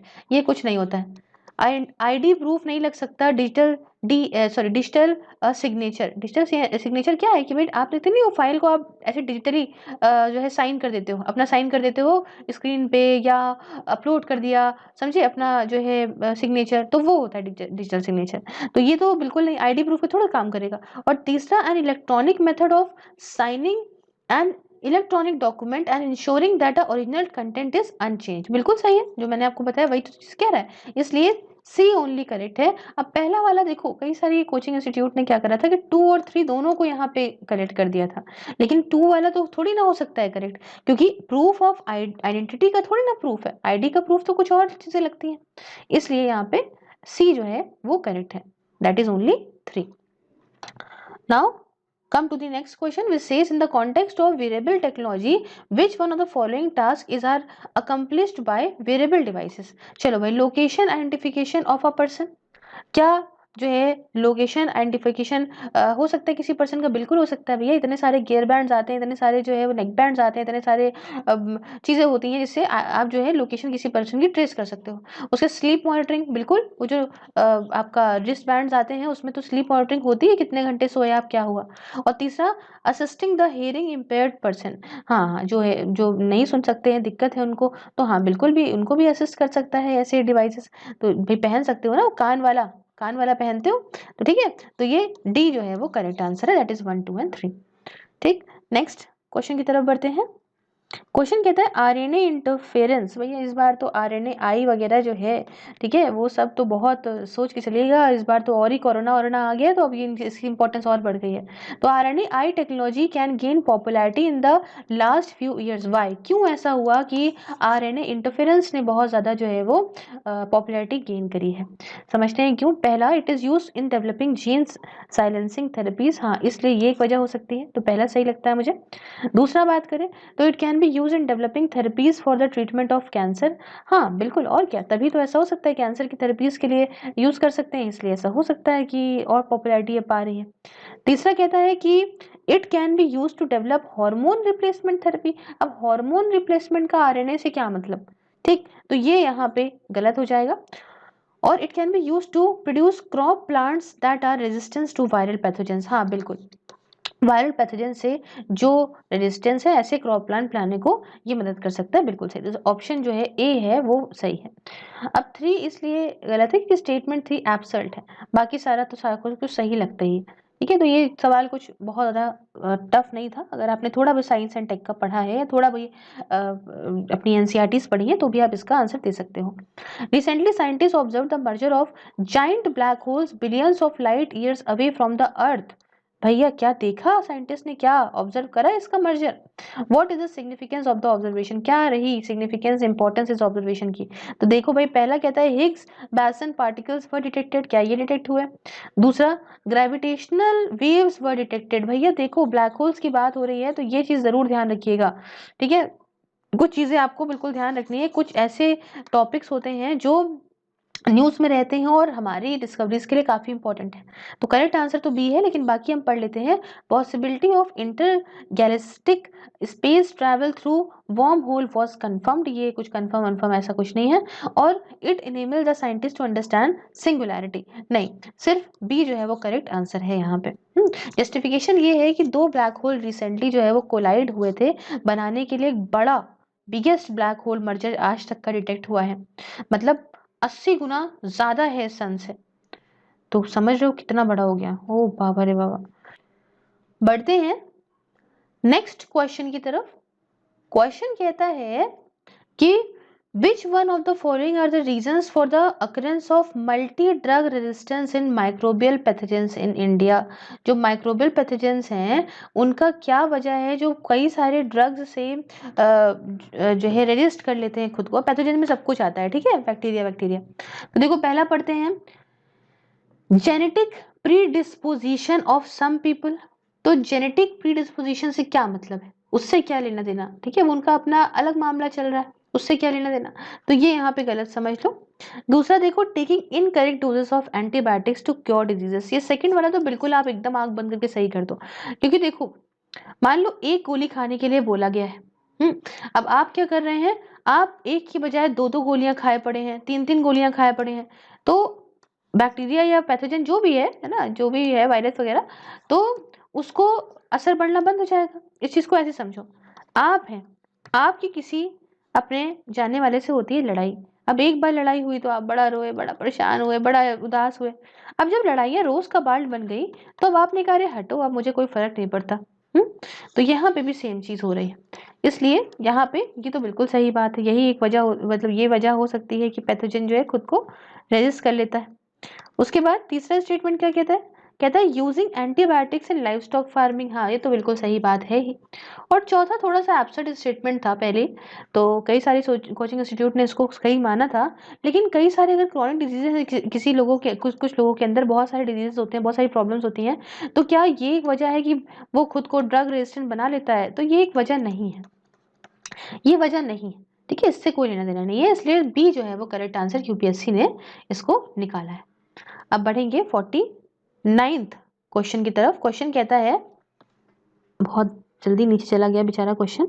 अब कहता है कि what is C9 protein that is often mention in news. देखो भाई, अभी भी हमने C9 प्रोटीन के बारे में बताया था, ये बहुत ज्यादा इंपॉर्टेंट होता जा रहा है। तो देखो भाई, कैस्पर आ जाओ, a molecular scissor use in targeted gene editing. बहुत ही इजी और बहुत ही साफ सुथरा सवाल, अगर ये किसी को आता होगा तो उसकी बल्ले बल्ले हो गई होगी, ठीक है। इसका पूरा, अगर आपने साइंस एंड टेक का अभी PT 365 देखा है तो आपको पूरा एक्सप्लेनेशन वहाँ पे मिल जाएगा। बहुत ही बढ़िया तरीके से मैंने उसको एक्सप्लेन वहाँ पे करा, और काफ़ी इंटरेस्टिंग भी है किस तरह से ये सीजर्स का काम हो रहा है जीन वगैरह को एडिट करने में। ओके, 50th क्वेश्चन की तरफ बढ़ते हैं। कहता है which one of the following statement is not correct. कौन सा स्टेटमेंट ऐसा है जो करेक्ट नहीं है। देखो भाई, पहला कहता है कि hepatitis B virus is transmitted much like HIV। Hepatitis B जो है वो HIV की तरह ही जो है वो थोड़ा होता है, ट्रांसमिट होता है। तो ये सही है, करेक्ट, नॉट करेक्ट नहीं है, correct. Hepatitis B unlike hepatitis C does not have vaccine. नहीं, ऐसा नहीं है। हेपेटाइटिस बी के लिए जो है वो वैक्सीन है, और हेपेटाइटिस C के लिए वैक्सीन नहीं है, समझे। तो hepatitis B has a vaccine that is recommended for all infants at birth and for children up to 18। It is not recommended that adults in high risk groups be vaccinated. तो ये बात समझ लीजिए, ठीक है। तो ये यहाँ पे आपका जो है करेक्ट आंसर हो जाता है, मतलब ये इनकरेक्ट स्टेटमेंट है। चलिए आगे के दोनों भी थोड़ा समझ लेते हैं। तीसरा स्टेटमेंट कहता है globally the number of people infected with hepatitis B and C virus are several times more than those infected with HIV। बिल्कुल सही है ये तो। अब आप ऐसे भी अंदाजा लगाओगे तो आप समझ जाओगे। और कुछ लोग जो इन्फेक्ट होते हैं B और C वायरस से, वो सालों तक सिम्टम्स नहीं दिखाते, ये भी बात बिल्कुल सही है। तो इसलिए बी जो है वो करेक्ट आंसर हो जाता है। अब 51st क्वेश्चन की तरफ बढ़ते हैं। क्वेश्चन कहता है कि विद रेफरेंस टू मुगल्स, यहाँ पे मुगल इंडिया की बात हो गई भाई, Mughal India, what is or are the differences between jagirdar and zamindar. क्या डिफरेंस है जागीरदार और जमींदार के बीच में। तो देखो भाई, पढ़ते हैं क्या डिफरेंस था क्या नहीं था। Jagirdar were holders of the land assignment in lieu of judicial and police duties, whereas zamindars were holders of revenue rights without obligation to perform any duty other than revenue collection। ऐसा थोड़ी ना है, ऐसा थोड़ी ना है, तो गलत है, क्योंकि जागीरदार जो थे वो किंग के ऑफिशियल थे, जिनको लैंड गिफ्ट करते थे किंग, समझे। इनकी रैंक जो है मनसब होल्डर की होती थी, और ये राजा देता था इनको, जिनको कहते थे कॉल्ड मनसबदार।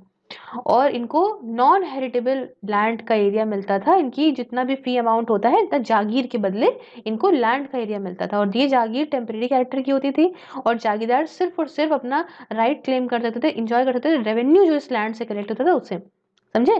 तो ये तो यहाँ पे गलत हो जाता है। और दूसरा देखो, लैंड असाइनमेंट टू जागीरदार वो हेरिडेटरी, वो तो मैंने बताया हेरिडेटरी नहीं होता था लैंड असाइनमेंट, तो ये भी गलत हो जाता है। तो इसलिए यहाँ पे नीदर के ऑप्शन को आप साफ साफ टिक कर दोगे। चलो भाई 52nd की तरफ बढ़ते हैं। क्या कहता है कि with reference to land reforms in independent India which one of the following statement is correct. बताओ भाई। पहला कह रहा है the ceiling laws were aimed at family holdings and not individual holdings, तो ये तो अगर हम कहें तो गलत है, फैमिली होल्डिंग थोड़ी इंडिविजुअल होल्डिंग क्यों नहीं हो सकता। दूसरा अगर बात करें तो major aim of the land reforms और providing agriculture land to all the landless, बिल्कुल सही बात है, आप आंख बंद करके इसको सही कर सकते हैं, स्ट्रेट फॉरवर्ड क्वेश्चन है ये। और तीसरा अगर हम पढ़ भी लेते हैं तो it resulted in cultivation of cash crops as a prominent form of cultivation ना। उसके बाद अगर हम बात करें तो भाई मतलब ये एप्लीकेबल था, दोनों ही के लिए एप्लीकेबल था। अगर हम यहाँ पे बात करें, पहला वाला तो ये है कि इंडिविजुअल के लिए भी, फैमिली के लिए भी, और सी वाला ये है कि this was due to commercialisation of agriculture, land reforms की वजह से ऐसा नहीं हुआ था, ठीक है, कैश क्रॉप वाला जो सीन हुआ था। और आखिरी statement land reforms permitted no exemptions to ceiling limit, ये भी यहाँ पे गलत है, क्योंकि एग्जामिशंस हुई थी, मिली थी। एग्जामिशन तो हर जगह देनी पड़ती है देश के अंदर, हमारे सब लोग एक जैसे तो है नहीं। उसके बाद the global competitiveness report is publish by the, कौन पब्लिश करता है इसे, इसे पब्लिश करता है वर्ल्ड इकोनॉमिक फोरम। रिपोर्ट्स वगैरह बहुत जरूरी है आपको यहाँ पे समझना है, क्योंकि अक्सर रिपोर्ट्स के सवाल जरूर आते हैं। उसके बाद ये सवाल जिसने पेपर दिया होगा उसे बड़ा अच्छा लगा होगा, किसी ने अगर सही से पढ़ी है स्पेक्ट्रम तो consider the following statement about the charter act of 1813। देखो, it ended the trade monopoly of the east India company in India except for trade in T and trade with the China, बिल्कुल सही, ऐसा हुआ था, पढ़ा होगा तो ऐसा समझ में आया होगा, हुआ था। और दूसरा क्या था, it asserted the sovereignty of the British crown over the Indian territories held by the company. 1813 के बाद क्या है कि यहाँ पे asserted the sovereignty of British crown over the Indian territories held by the company, हाँ बिल्कुल। और तीसरा कहता है कि the revenue of the India were now control by the British parliament, नहीं ऐसा नहीं था, ऐसा नहीं था, आइए हम पूरा एक्सप्लेन करते हैं आपको। तो अभी फिलहाल 1 और 2 यहाँ पे हमें सही लगे, और हमने आंसर जो मार्क करा वो मार्क करा ए, मतलब 1 एंड 2। अब थोड़ा एक्सप्लेन कर देती हूँ। देखिए, कंपनी की जो कमर्शियल मोनोपोली थी उसे खत्म कर दिया गया था इस एक्ट के लाते ही, और एक्सेप्शन ये था कि टी और ओपियम ट्रेड यहाँ पे चाइना के साथ होता रहेगा। तो इससे जो है, जो ब्रिटिश की पावर की ग्रोथ थी इंडिया के अंदर और बढ़ी। और एक्ट ने पूरी तरीके से असर्ट करा क्राउन की सोवेनिटी ब्रिटिश इंडिया के ऊपर। इसने करीब जो है, इस एक्ट के माध्यम से क्या हुआ, 1 लाख रुपीस जो है अलॉट करे गए, ताकि एजुकेशन को प्रमोट करा जा सके इंडियंस के बीच में। और ये जो है इनको अलाउ करा गया to open anywhere any time, समझे। और this act permitted Christian missionaries, इसी एक्ट से जो क्रिश्चियन मिशनरीज का प्रोपोगंडा आया था कि आइए और यहाँ पे प्रोपोगेट करिए इंग्लिश को, और अपना रिलीजन, मतलब ये क्रिश्चियन रिलीजन अपना यहाँ पे आके फैलाइए। तो ये कुछ कहानी थी इस एक्ट की। उसके बाद नीचे आते हैं और 55th क्वेश्चन पढ़ते हैं। With reference to the swadeshi movement consider the following statement, क्या है समझो भाई। It contributed to the revival of the indigenous artisan crafts and industries. दूसरा, the National Council of Education was establish as a part of swadeshi movement. इन दोनों में क्या सही है, दोनों ही बातें बिल्कुल सही हैं। C is the correct answer.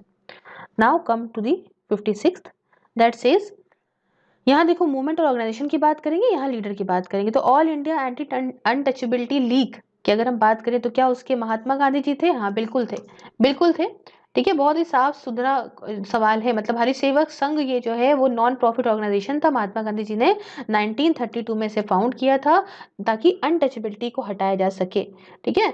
और हरिजन और दलित लोगों के लिए काम कर रहे थे, ताकि शेड्यूल कास्ट को इंडिया के अंदर अपलिफ्ट करा जा सके, बड़ी बुरी हालत थी। दूसरा बात करें तो ऑल इंडिया किसान सभा की क्या स्वामी आपका सच्चिदानंद सरस्वती थे। तो ये भी बिल्कुल सही बात है, हाँ बिल्कुल यही थे, क्योंकि ऑल इंडिया किसान सभा जो सारी की ऑल इंडिया पीजेंट्स यूनियन है ना, इसे अखिल भारतीय किसान सभा भी कहते हैं। तो ये पीजेंट्स के नाम पे थी और इसे 1936 में स्वामी सच्चिदानंद सरस्वती ने ही फाउंड किया था। अच्छा, तीसरा है सेल्फ रिस्पेक्ट मूवमेंट। तो क्या ईवी रामस्वामी नाइकर ने इसे किया था? बिल्कुल सही है, इन्होंने ही किया था। ये 1925 में इन्होंने फाउंड किया था एस रामनाथन ने, और जिन्होंने ईवी रामस्वामी को यहाँ पे इनवाइट किया था, और ताकि आइए आप हेड करिए इस मूवमेंट को तमिलनाडु में अगेंस्ट ब्राह्मणिज्म। तो ये इसके लीडर थे, हेड किया था इन्होंने, लीडर रहे थे। तो इसलिए डी जो है वो करेक्ट ऑप्शन हो जाता है। Clear? Now come to the 57th question. बहुत ही स्ट्रेट फॉरवर्ड है। Which one of the following is not a Harappan site? देखिए हड़प्पा बहुत हमेशा से इंपॉर्टेंट रहा है, और जो है इसलिए हमें जानना बहुत जरूरी है इसके बारे में। चन्हू दारू, कोददिजी, सोहगोरा या देसलपुर? तो ये सोहगोरा करेक्ट आंसर है।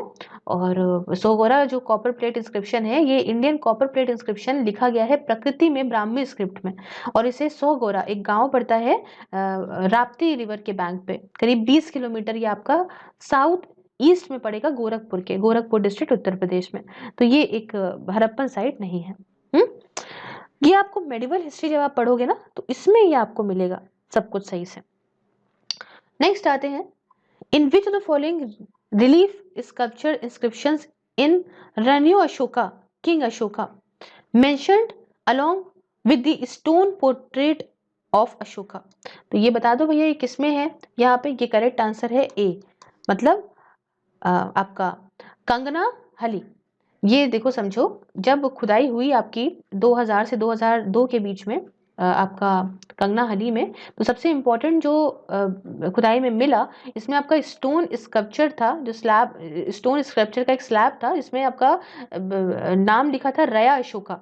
और ये पहली दफा ऐसा था कि पोर्ट्रेट अशोका की, उसके आसपास जो फीमेल अटेंडेंट्स थी, क्वींस थी, और ये जमीन से निकाला गया था from the ruined Buddhist stupa के अंदर से निकला था, ये समझ लो।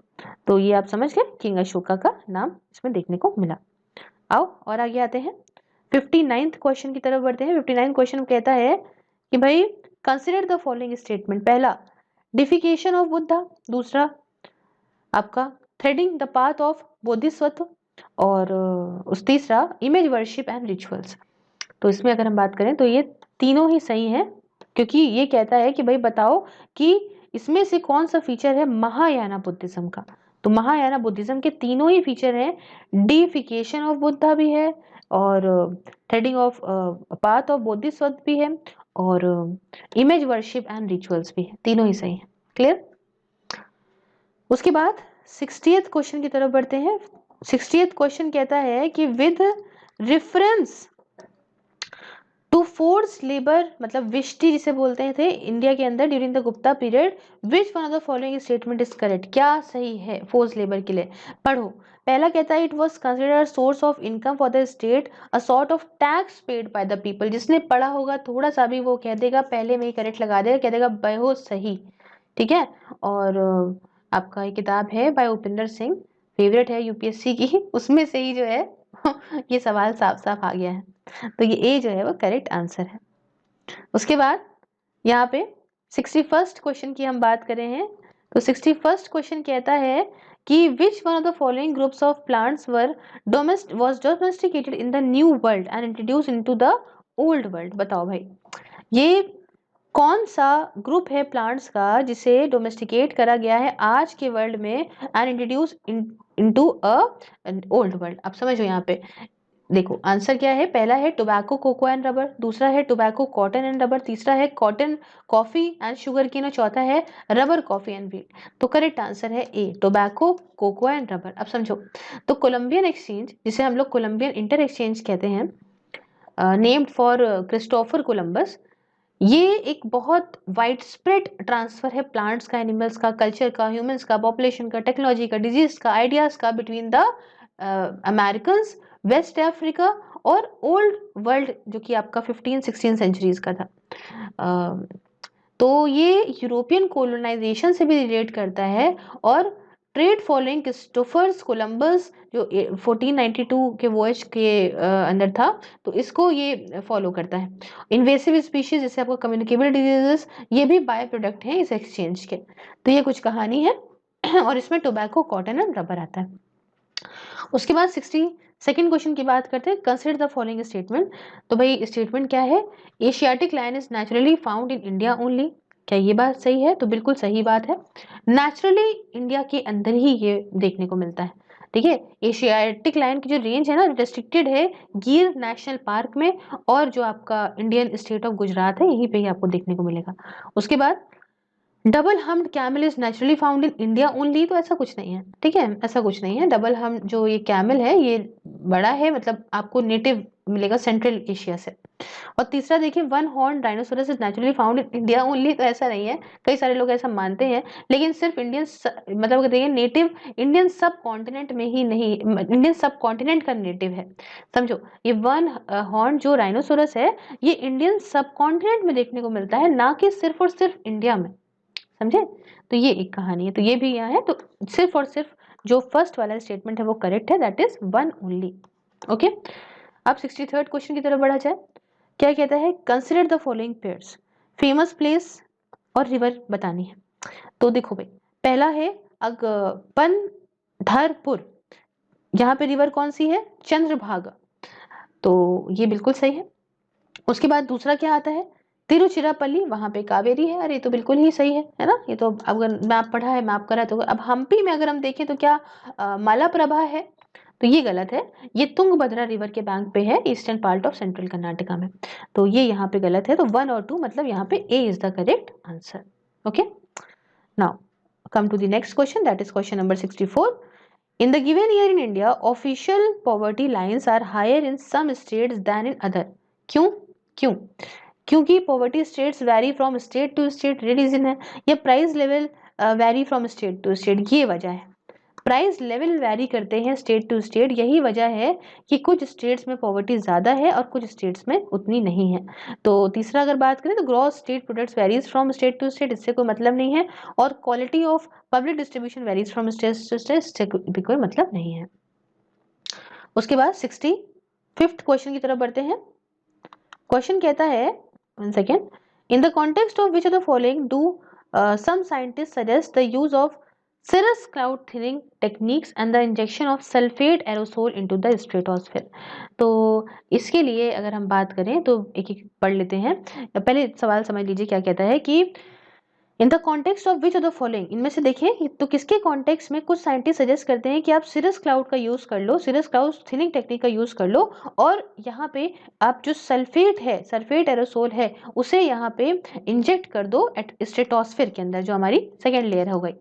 ठीक, तो अब यहाँ पे समझो, पहला क्या कहते हैं, creating artificial rains in some regions, तो इससे कोई मतलब नहीं है, यहाँ पे आर्टिफिशियल रेन्स एरोसोल का यहाँ पे नहीं है। Reducing the frequency and intensity of tropical cyclone, इससे भी कोई मतलब नहीं है। Reducing the adverse effect of solar wind on the earth, इससे भी कोई मतलब नहीं है। लेकिन बहुत फेमस मतलब हमको डी से है, रिड्यूसिंग ग्लोबल वार्मिंग। तो एरोसोल का यही तो है कि हम यहाँ पे हम आपको एक्सप्लेन करते हैं। देखो, जो स्ट्रेटोस्फेरिक सल्फेट एरोसोल होते हैं उनके अंदर एबिलिटी होती है कि ये ग्लोबल वार्मिंग को कम कर सकते हैं, है ना।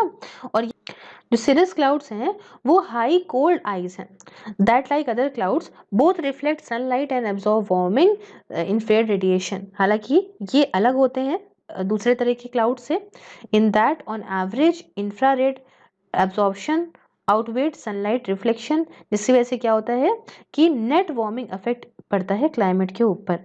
इसलिए थिनिंग या रिमूविंग, थिन करना या रिमूव करना इन सारे क्लाउड्स को, इससे हीट ट्रैपिंग कम हो जाएगी, उनकी कैपेसिटी, अब वो ज़्यादा हीट नहीं ट्रैप कर पाएंगे और उससे कूलिंग इफेक्ट आएगा, मतलब ठंडा होगा अर्थ का क्लाइमेट। तो ये कुछ कहानी होती है। तो खैर एरोसोल को समझ के वैसे ही तो डी पे आंसर कर सकते थे आप लोग। चलो 66 की बात करते हैं। 66 कहता है, सवाल बोलता है कि भाई in the context of which of the following are the terms pyrolysis and plasma gasification mention. बताओ भाई, पायरोलिसिस और प्लाज्मा गैसिफिकेशन किसमें, किस कॉन्टेक्स्ट में यहाँ पे होता है। तो पहला है extraction of rare earth metal, natural gas extraction technology, hydrogen fuel based automobiles और वेस्ट टू एनर्जी टेक्नोलॉजी। बिल्कुल सही है ये। देखो इंसिनरेशन की तरह जो पैरालिसिस है, गैसिफिकेशन है और प्लाज्मा टेक्नोलॉजीज हैं, ये भी एक थर्मल प्रोसेस है, हीट वाला, ठीक है, जिसमें हाई टेम्परेचर का यूज करते हैं और इससे वेस्ट को ब्रेक डाउन करते हैं। मेन डिफरेंस ये होता है कि ये ऑक्सीजन कम यूज करते हैं, पुराने जो बड़े बड़े मास बर्न इंसिनरेशन होता था ना प्रोसेस, उससे कम ये ऑक्सीजन यूज करते हैं। तो ये कुछ कहानी है इसकी।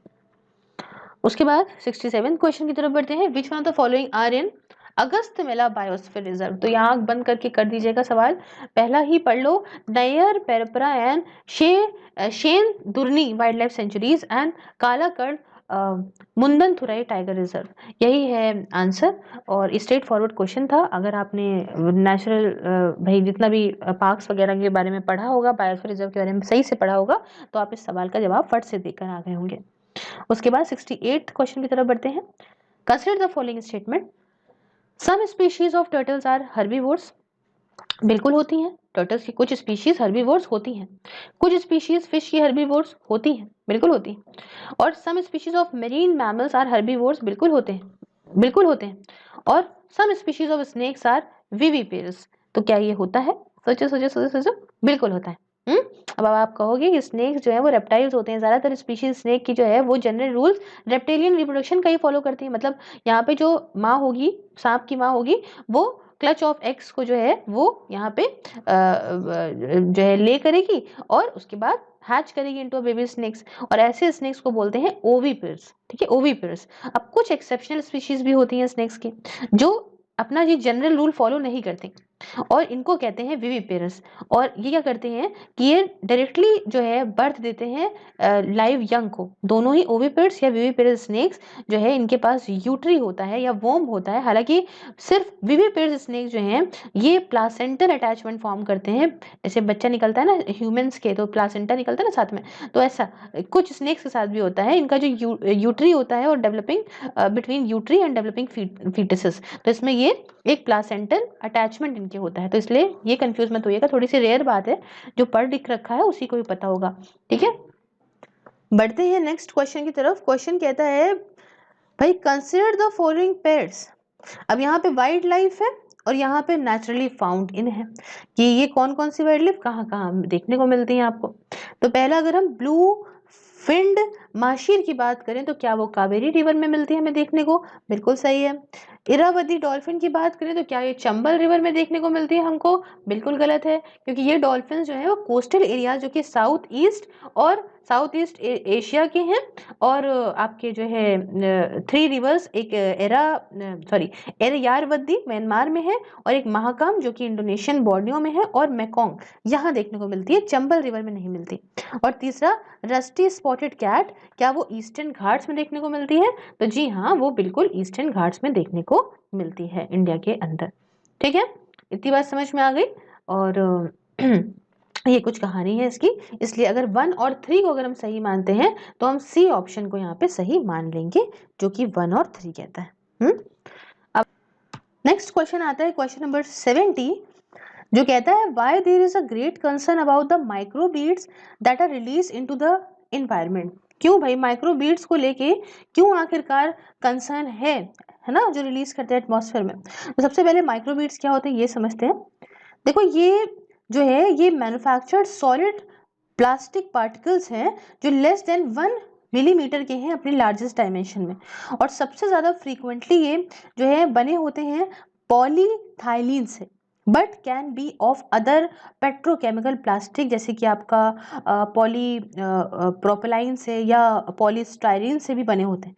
और इनको यूज करा जाता है इन एक्सफोलिएटिंग पर्सनल केयर प्रोडक्ट्स या टूथपेस्ट्स या आपका biomedical and health science research में, और ये काफ़ी न्यूज़ में भी रहते हैं सही बताएं तो, समझे। तो इनसे होता क्या है, इनसे प्लास्टिक आपका पार्टिकल वाटर पोल्यूशन होता है, और ये इन्वायरमेंट हजार्ड है आपका एक्वाटिक एनिमल्स के लिए भी, फ्रेश वाटर में, ओशन वाटर में, समझे।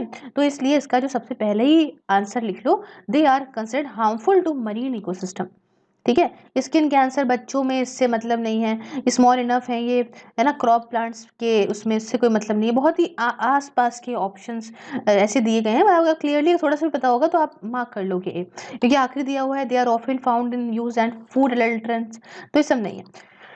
अगर आपको इसके बारे में थोड़ा भी पता है तो आप बड़ी आसानी से इस आंसर को दे सकते थे उस समय।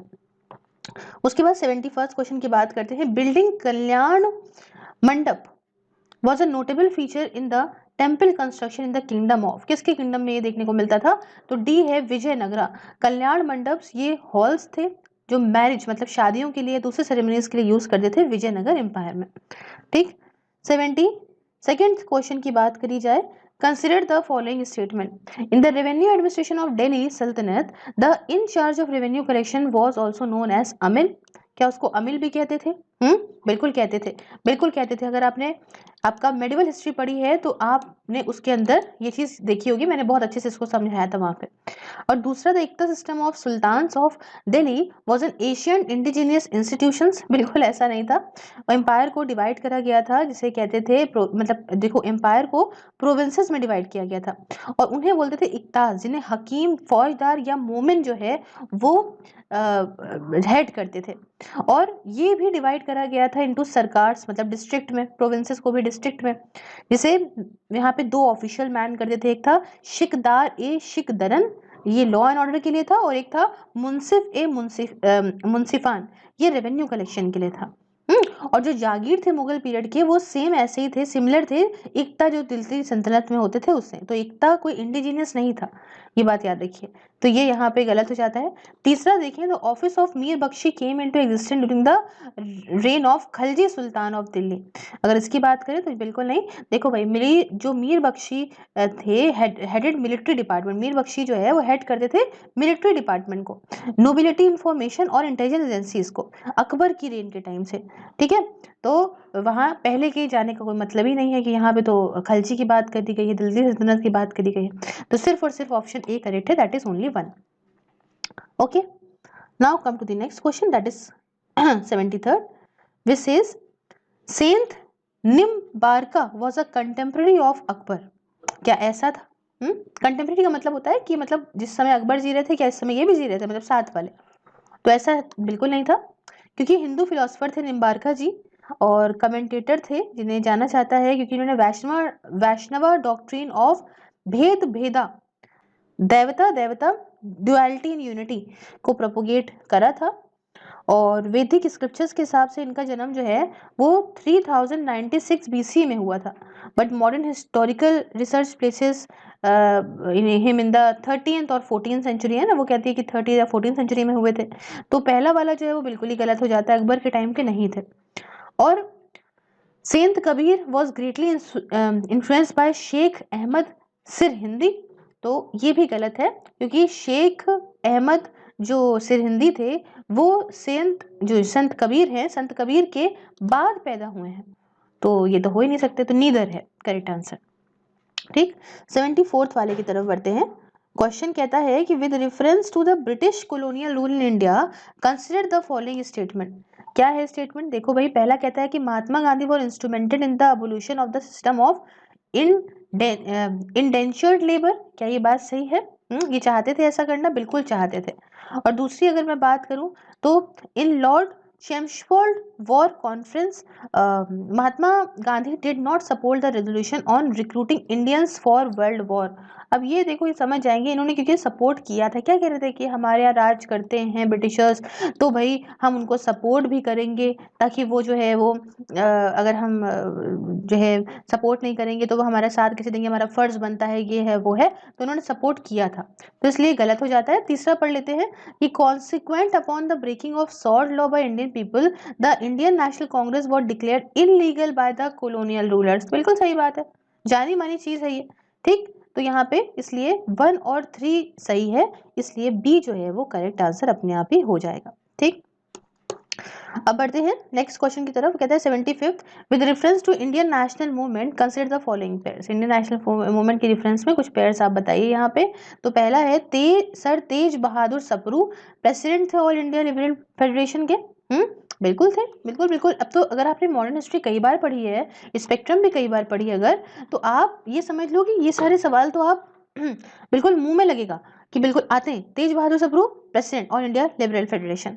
और मैं इसके लिए कोशिश करूंगी कि आखिरी में जो सब कुछ दिया हुआ है उसकी समरी टाइप की, उसके लिए एक अलग आपके लिए बना भी दूं वीडियो, ताकि आप उसको देख देख के समझ जाओ। फिर केसी न्यूजी, ये मेंबर थे कॉन्स्टिट्यूंट असेंबली के, बिल्कुल थे। PC Joshi general secretary communist party of India के थे, बिल्कुल थे। तो डी है करेक्ट आंसर तीनों ही। ठीक, यहाँ पे नेक्स्ट क्वेश्चन की तरफ बढ़ते हैं। क्वेश्चन कहता है with reference to Mian Tansen which one of the following statement is not correct, क्या इसमें से करेक्ट नहीं है, बताओ भाई। Tansen was the title given to him by emperor Akbar, ऐसा नहीं है, यही इनकरेक्ट है, क्योंकि तानसेन का टाइटल उन्हें राजा विक्रमजीत सिंह ऑफ ग्वालियर ने दिया था। और अकबर की बात करें तो अकबर ने तो इनको मियाँ का टाइटल दिया था। ये कहानी है। Tansen compose dhrupads on Hindu gods and goddesses, और ये बिल्कुल सही बात है। और Tansen compose songs on his patrons, बिल्कुल सही बात है। तानसेन इन्वेंटेड मेनी रागास, तो ये भी बिल्कुल सही बात है। ठीक, नॉट करेक्ट पूछ रहा था, हमने बता दिया। 77th क्वेश्चन की तरफ बढ़ते हैं। Who among the following Mughal emperors shifted emphasis from illustrated manuscripts to albums and individual portraits, बताओ भाई। ये है सी जहांगीर साहब।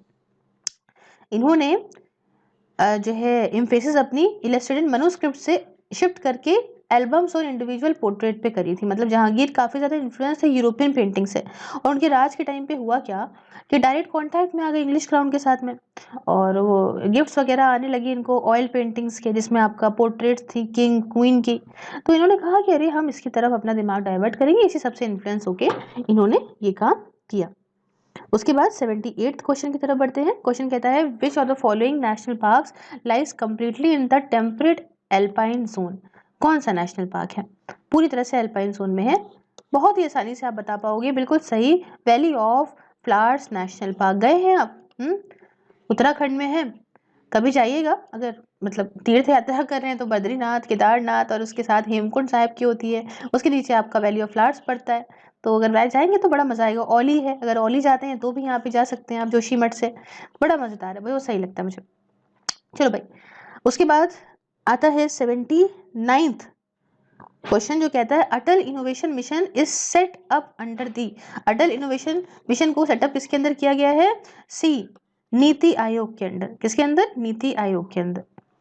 80th की बात करते हैं। ऑन 21 जून को सन कैसा होता है? कुछ सवाल बहुत आसान थे इसके अंदर। Does not set below the horizon at the arctic circle, A is the correct answer. Justification ये है कि इस हेमिस्फीयर के लिए जो समर सॉलिस्टिस है is when sun reaches its highest position in the sky and is the day with longest period of the day light. At the pole there is continuous day light around the summer solstice. तो ये कुछ कहानी होती है। उसके बाद 81st question की तरफ बढ़ते हैं। क्वेश्चन कहता है consider the following statement. Number 1, agriculture soils release nitrogen oxide into the environment. Agriculture soil जो है वो नाइट्रोजन ऑक्साइड को रिलीज करता है एटमॉस्फेयर में। दूसरा, cattle release ammonia into the environment, cattle जो है वो अमोनिया को रिलीज करता है एनवायरनमेंट में। और poultry industry release reactive nitrogen compound into the environment. तो क्या बातें हैं? तो बिल्कुल बातें तीनों ही सही हैं, ऐसा तीनों ही लोग करते हैं। उसके बाद 82nd क्वेश्चन की तरफ बढ़ते हैं। What is common to the places known as Aliyar, Isapur and Kangsabati? बताओ क्या कॉमन है तीनों में? कॉमन ये है कि ये सारे के सारे वाटर रिजर्वॉयर्स हैं। तो D is the correct answer. उसके बाद 83rd की तरफ बढ़ते हैं। The context of proposals to the use of hydrogen enriched CNG मतलब HCNG as fuel for buses in the public transport, consider the following statement. मतलब कहने का मतलब है कि जो प्रपोजल था कि हम यहाँ पे HCNG का यूज करेंगे फ्यूल के तौर पे बसेस में, पब्लिक ट्रांसपोर्ट में, तो कुछ स्टेटमेंट इसके रेफरेंस में बताओ कि the main advantage of the use of HCNG is the elimination of carbon monoxide emission. क्या ये फायदा है मेन? तो ये फायदा नहीं है, क्योंकि इसके अंदर जो पहली चीज तो समझो इसमें होता क्या है। इसके अंदर मिक्सचर होता है कंप्रेस्ड नेचुरल गैस मतलब CNG का, और कुछ परसेंटेज हाइड्रोजन का होता है बाय एनर्जी, इसलिए इसको HCNG कहते हैं। और एडवांटेज की बात करें अगर, देखो और चीजें बताएं इसके अंदर, तो देखो इसको यूज कराया सकता है as a fuel of internal combustion engine, और ये माना जाता है कि थोड़ा साफ फ्यूल है, क्लीनर फ्यूल है, ज्यादा पावरफुल है, ज्यादा माइलेज देगा, इवन CNG से ज्यादा माइलेज देगा। और एडवांटेजेस में बताऊं तो HCNG यहाँ पे एमिशन कार्बन डाइऑक्साइड का सिर्फ 70% तक कम करता है, तो बिल्कुल पूरी तरीके से अगर हम देखें तो नहीं है ना, elimination of carbon monoxide emission नहीं है, तो इसलिए गलत हो जाता है। दूसरा पढ़ते हैं। दूसरा कहता है कि HCNG as fuel reduces carbon dioxide and hydrogen carbon, तो ये मैंने बताया कि कार्बन एमिशन बिल्कुल हाइड्रोकार्बन एमिशन को भी कम करता है, तो इसलिए ये बिल्कुल सही है। तीसरा कहता है hydrogen up to 1/5 by volume can be blended with CNG as fuel for buses. हाँ, हाइड्रोजन 1/5 तक इसको ब्लेंड कर सकते हैं, बात बिल्कुल सही है। और चौथा स्टेटमेंट कहता है HCNG make a fuel less expensive than CNG। क्या ऐसा होगा? तो ऐसा नहीं, इसकी कॉस्ट ज़्यादा होती है कंप्रेस्ड नेचुरल गैस से, इसलिए ये गलत हो जाएगा। 2 और 3 सही है, इसलिए यहाँ पे जो करेक्ट आंसर है वो है बी। ठीक, चलो भाई 84th क्वेश्चन की तरफ बढ़ते हैं। क्वेश्चन कहता है why are dew drops not formed on the cloudy night. Dew drops cloudy night में क्यों नहीं फॉर्म होती हैं? तो ये स्ट्रेट फॉरवर्ड क्वेश्चन है, because clouds reflect back the earth radiation, ये है कहानी। चलो नेक्स्ट क्वेश्चन की तरफ बढ़ते हैं। Question number 85, consider the following statement. The 44th amendment of the constitution of India introduce an article placing the election of the prime minister beyond judicial review. Judicial review में सब आता भैया, ये गलत है। और supreme court of India struck down 99th amendment of the constitution of India as being violative of the independence of judiciary, तो ये बात बिल्कुल सही है। अब इसके लिए आपको बी ऑप्शन तो करेक्ट कर दोगे, लेकिन आपको ये जानना बहुत जरूरी है कि हर एक अमेंडमेंट में हुआ क्या था, जो कि लक्ष्मीकांत के आखिरी में बिल्कुल दिया गया है। आइए थोड़ा आपको समझाती हूँ। देखो 99th जो अमेंडमेंट आया था उसने क्या करा था कि नेशनल जुडिशियल अपॉइंटमेंट कमीशन को इस्टेब्लिश किया था, बट 2015 में ऐसा हुआ कि कॉन्स्टिट्यूशनल बेंच जो सुप्रीम कोर्ट थे उसने 4:1 की मेजोरिटी से अपहेल्ड करा कोलिजन सिस्टम, और ये जो NJAC था इसे अनकॉन्स्टिट्यूशनल घोषित कर दिया था। तो ये कहानी थी इसकी। अब 86th क्वेश्चन पढ़ते हैं, थोड़ा सा बड़ा सवाल है, आइए जानते हैं। तो सवाल ये है कि द मोशन टू इम्पीच अ जज of supreme court of India can not be rejected by speaker of the लोक सभा एज पर द जजेस इंक्वायरी एक्ट 1968। पहला तो ये कहता है। दूसरा कहता है द कॉन्स्टिट्यूशन ऑफ इंडिया, अच्छा डिस्कस करते चलते हैं ना, वरना फिर बहुत लंबा है, गलत हो जाएगा। देखो यहाँ समझो, जो स्पीकर है इसके पास अपना मर्जी होती है, अपना डिस्क्रिशन होता है टू एक्सेप्ट और रिजेक्ट द मोशन, इसलिए ये पहला वाला गलत हो जाता है। दूसरा कहता है the constitution of India defines and gives details of what constitutes incapacity and proof misbehaviour of the जजेस of the Supreme court of India, तो ये दूसरा भी गलत हो जाता है। क्यों? क्योंकि ये आइडेंटिफाई नहीं करा गया है ना, ये यहाँ पे आइडेंटिफाई करी हो, ये डिफाइन इसके अंदर नहीं किया गया। अगर आपने लक्ष्मीकांत पढ़ी होगी तो उसमें आपको पता होगा कि इसकी डेफिनेशन नहीं दी गई है, इनकैपेसिटी एंड प्रूफ मिसबिहेवियर क्या है, बाहर लिखा हुआ है कि इसकी डेफिनेशन नहीं दी गई है। तीसरा कहता है कि the details of the process of the impeachment of the जजेस of the Supreme court of India are given in the जजेस इंक्वायरी एक्ट 1968, बिल्कुल सही है, दिया हुआ है, वेल नोन है, वेरीफाइड है। और if the motion for the impeachment of the जजेस is taken up for voting, the law requires the motion to be backed by each house of the parliament and supported by the majority of total membership of the house by not less than 2/3 of the total members of that house present and voting। बिल्कुल सही, जाने माने दोनों हैं 3 और 4, इसलिए C is the correct answer. Fine, मुंह में दर्द होने लग गई है। 87th क्वेश्चन की बात करते हैं। The 9th schedule was introduced in the constitution of India during the prime ministership. और 9th शेड्यूल कब आया था?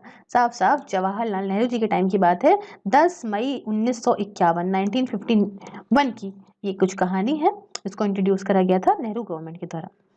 उसके बाद 88th उसकी बात करती हूँ। Consider the following statement. Coal sector was nationalised by the government of India under Indira Gandhi. तो भाई ये बहुत जाना माना है, इसको तुरंत आप 1 को टिक कर दोगे। अब 1 को टिक करोगे तो आपके पास ऐसे भी 2 ऑप्शन बचेंगे, एक ये वाला और एक ये वाला, ठीक, क्योंकि इसमें तो इसमें है नहीं। अब दूसरा पढ़ लो, new coal blocks are allocated on the lottery basis. अगर अब ये थोड़ा सा आपको जानने की जरूरत है, ठीक है, क्योंकि ये लॉटरी बेसिस पे नहीं, ये ऑक्शन बेसिस पे होते हैं। तो अगर आपने इसको गलत कर दिया तो आप सीधा ए मार्क करके आ जाओगे। लेकिन अगर आप कंफ्यूज हो तो आप तीसरा फिर पढ़ लो। Till recently India imported coal to meet the shortages of domestic supply, but now India is self sufficient India नहीं है जनाब, ये आपको पता होगा। इंडिया अभी भी इंपोर्ट डिपेंडेंट है, क्योंकि अपने यहाँ अच्छी क्वालिटी का कोल नहीं होता। तो तीसरा भी गलत है और यहाँ पे 1 जो है मतलब ए ओनली करेक्ट आंसर है। 89th की बात करते हैं। Consider the following statements. The parliament prevention of disqualification act 1959 exempt several post from disqualification on the grounds of office of profit. कैसी बात है? तो भाई यहाँ पे बिल्कुल ऐसी बात है, ऑफिस ऑफ प्रॉफिट की इस दायरे में कुछ पोस्ट नहीं आती हैं। बहुत ही क्लियर ये बात है। और जैसे मैं बता देती हूँ कि according to article number 102 part 1 subsection A जो है और article number 191 part 1 subsection A जो है कॉन्स्टिट्यूशन का, उसके हिसाब से लेजिस्लेटर जैसे कि एमपी और एमएलए ये बार्ड हो सकते हैं from holding office and profit under the central and the state government as it can put them into the position to get financial benefit. क्योंकि एमपी एमएलए तो भाई ऑफिस ऑफ प्रॉफिट के अंदर नहीं आएंगे। अगर तो दिक्कत ये होगी, अगर मान लो अगर ये कुछ ऐसा कमाते हैं तो इनको इनकी इस पोस्ट से बाहर किया जा सकता है। रीज़न ये होता है कि भाई अपने ही जो है वो कॉन्ट्रैक्ट दिलाया और पैसा लिया जो है अंदर कर लिया, इसलिए इसको जो है वो इन लोग को बाहर किया जाता है। अब यहाँ पे समझो, सुप्रीम कोर्ट रिसेंटली कहा कि parliament prevention of disqualification amendment act 2006 का, उसमें 55 ऐसे ऑफिसर्स थे जिनको एग्जेम्प्ट करा गया, जिसे ऐसे ऑफिसर्स जो ऑक्यूपाइड करे गए by MP from the disqualification, ये कॉन्स्टिट्यूशनली वैलिड करार किया गया। 55 ऐसे ऑफिसर्स हैं। ठीक, तो यहाँ पे ये स्टेटमेंट बिल्कुल सही है। दूसरा देखिए, the above mention act was amended 5 times. हाँ, ये 5 बार अमेंड भी किया गया है, तो ये भी बात बिल्कुल सही है। और तीसरा कहता है the term office of profit is well defined. Define तो है ही नहीं, डिफाइन तो जिसने थोड़ा बहुत पढ़ा है वही समझ जाएगा कि है ही नहीं। तो बहुत आसान ऐसे भी देना था कि तीसरा वाला तो है ही नहीं, तो इससे ही दूसरा तीसरा चौथा खत्म हुआ जा रहा था, सिर्फ ए बच रहा था, और जो कि करेक्ट आंसर भी है। ठीक, नेक्स्ट क्वेश्चन की तरफ बढ़ते हैं। क्वेश्चन नंबर 90 कहता है under which schedule of the constitution of India can the transfer of tribal land to private parties for mining be declared null and void. किस शेड्यूल के अंदर ऐसा होगा? तो ये 5th शेड्यूल के अंदर होगा। बहुत ही स्ट्रेट फॉरवर्ड क्वेश्चन था ये। ठीक है, 91st क्वेश्चन की बात करते हैं। Recently there was growing awareness in our country about the importance of Himalayan nettle Girardinia diversifolia because it was found to be sustainable source of, क्या source निकला ये? टेक्सटाइल फाइबर का। आपको पता है हिमालयन नेटिल एक फाइबर यील्डिंग प्लांट है, काफ़ी इंपॉर्टेंट बन गया लाइवलीहुड ऑप्शन में लोगों के लिए जो कि ऐसे दूर दराज रिमोट एरियाज में रहते हैं, माउंटेन विलेजेस में रहते हैं, हिंदू कुश हिमालयाज के। ये कुछ कहानी है। और ये कम्युनिटी जो है वो खार में है, जो कि हैमलेट है दरचूला डिस्ट्रिक्ट का, फार वेस्टर्न नेपाल में, और ये फैब्रिक्स प्रोड्यूस करते हैं फ्रॉम हिमालयन नेटिल। ठीक, 92nd क्वेश्चन की तरफ बढ़ती हूँ। For the measurement elimination of which of the following are satellite images remote sensing data used. बताओ भैया, ये तो बड़ा सही है। किस चीज़ को मेजर करने के लिए सैटेलाइट या रिमोट सेंसिंग डेटा यूज़ करते हैं? बता दोगे ना, पढ़ते ही समझ जाओ। Chlorophyll content in the vegetation of a specific location. ऊपर से फोटो खींची, हरा हरा है तो बढ़िया, बिल्कुल सही। Green house gas emission from the rice paddies of a specific location. हाँ, स्पेसिफिक लोकेशन अगर ग्रीन हाउस एमिशन हो रहा है, बिल्कुल सही, पता कर सकते हैं। और land surface temperatures of a specific location, बिल्कुल सही है। बहुत सारे लोग परेशान हो जाते हैं दूसरे तीसरे में, लेकिन ये बहुत सही है, क्योंकि अगर मैं बताऊँ आपको इसका लैंड सरफेस टेम्परेचर, तो पॉसिबल है ये मेजर करना। और अगर मैं दूसरा बताऊँ गैस एमिशन को कैसे पता लगाते हैं, इसमें रेडियोमीटर्स और फोटोमीटर्स सबसे कॉमन इंस्ट्रूमेंट है जिनका यूज़ करके पता लगाते हैं। तो डी जो है वो करेक्ट आंसर है। 93rd क्वेश्चन की तरफ बढ़ते हैं। Consider the following state. भैया बताओ, जो स्टेट्स ऊपर बताई हैं इसमें फॉरेस्ट कवर के हिसाब से बताना था। तो उस समय ना हमारी जो फ्रेंड थी उसने कहा कि यार उसने अपना सोचने लगी, जानने लगी। वो कहती है नहीं नहीं, तो उड़ीसा होना चाहिए, और मैं गलत सलत करके आ गई। बहुत कॉन्फिडेंस से तो वही थी, कहती है नहीं नंबर 1 पे तो उड़ीसा है। और छत्तीसगढ़ तो कहती है, सोचती है अरे यार यहाँ तो हो नहीं सकता, ना तो नक्सली होते होंगे, तो फॉरेस्ट तो चला जाता होगा।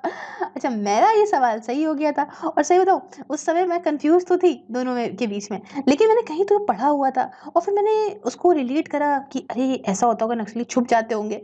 अरे तो उससे बड़ा मुझे हेल्प मिली थी। खैर चलो आओ, तो आंसर जो है वो है सी।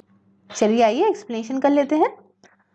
तो एक्सप्लेनेशन में मामला ये है कि सबसे कम जो है, सबसे कम से सबसे ज़्यादा तक जाना है, असेंडिंग ऑर्डर लिखा हुआ है, ये बात याद रखिएगा। तो सबसे कम जो है वो है महाराष्ट्र में, मतलब 3 सबसे पहले आएगा। ठीक है, उसके बाद उससे ज़्यादा, महाराष्ट्र में सिर्फ ये 16% है, उससे ज़्यादा अगर मैं देखूँ तो आता है फिर एमपी में, एमपी मतलब नंबर 2 पे आएगा, तो ये यहाँ पे सिर्फ 25% है। उसके आगे बढ़ेंगे तो फिर है उड़ीसा, उड़ीसा आएगा नंबर 3 पे, तो ये यहाँ पे 32% है, और सबसे ज़्यादा है छत्तीसगढ़ में, दैट इज 42%, तो 4th नंबर पे ये आएगा। तो कहाँ पे ऑप्शन आ रहा है, देखो भैया 3 ठीक, उसके बाद 2 ठीक, उसके बाद 4 ठीक, और फिर 1, तो ये C is the correct answer. Next question is question number 94, which says which of the following statement are correct about the deposits of methane hydrate। बताओ भाई क्या सही है। Global warming might trigger the release of methane gas from these deposit। Global warming ऐसा हो सकता है trigger कर दें मीथेन गैस का रिलीज इन डिपॉजिट से। दूसरी बात कि हाँ डिस्कस करेंगे, तो हाँ बिल्कुल सही है, ग्लोबल वार्मिंग ट्रिगर कर सकती है मीथेन गैस का जो है मीथेन गैस को इन डिपॉजिट से। दूसरा, जो लार्ज डिपॉजिट है मीथेन हाइड्रेट के, ये आर्टिक, टुंड्रा और अंडर द सी फ्लोर देखने को मिलते हैं, बहुत ही फेमस बात है, ये सही है। और methane in atmosphere oxidises to carbon dioxide after decade और 2, बिल्कुल सही बात है। ठीक है, तो होता क्या है कि ज़्यादातर अगर हम कहें बट पुअरली नोन अमाउंट जो मीथेन के हैं, ये आपके जो सी फ्लोर हैं उनके अंदर ही देखने को मिलते हैं, टुंड्रा रीजन में या और कहीं पे भी, और ये जमे हुए हैं वाटर आइस के फॉर्म में, जिसे मीथेन हाइड्रेट बोलते हैं। ये कुछ कहानी है। और मीथेन बहुत ही शॉर्ट लिव्ड होता है एटमॉस्फेयर में।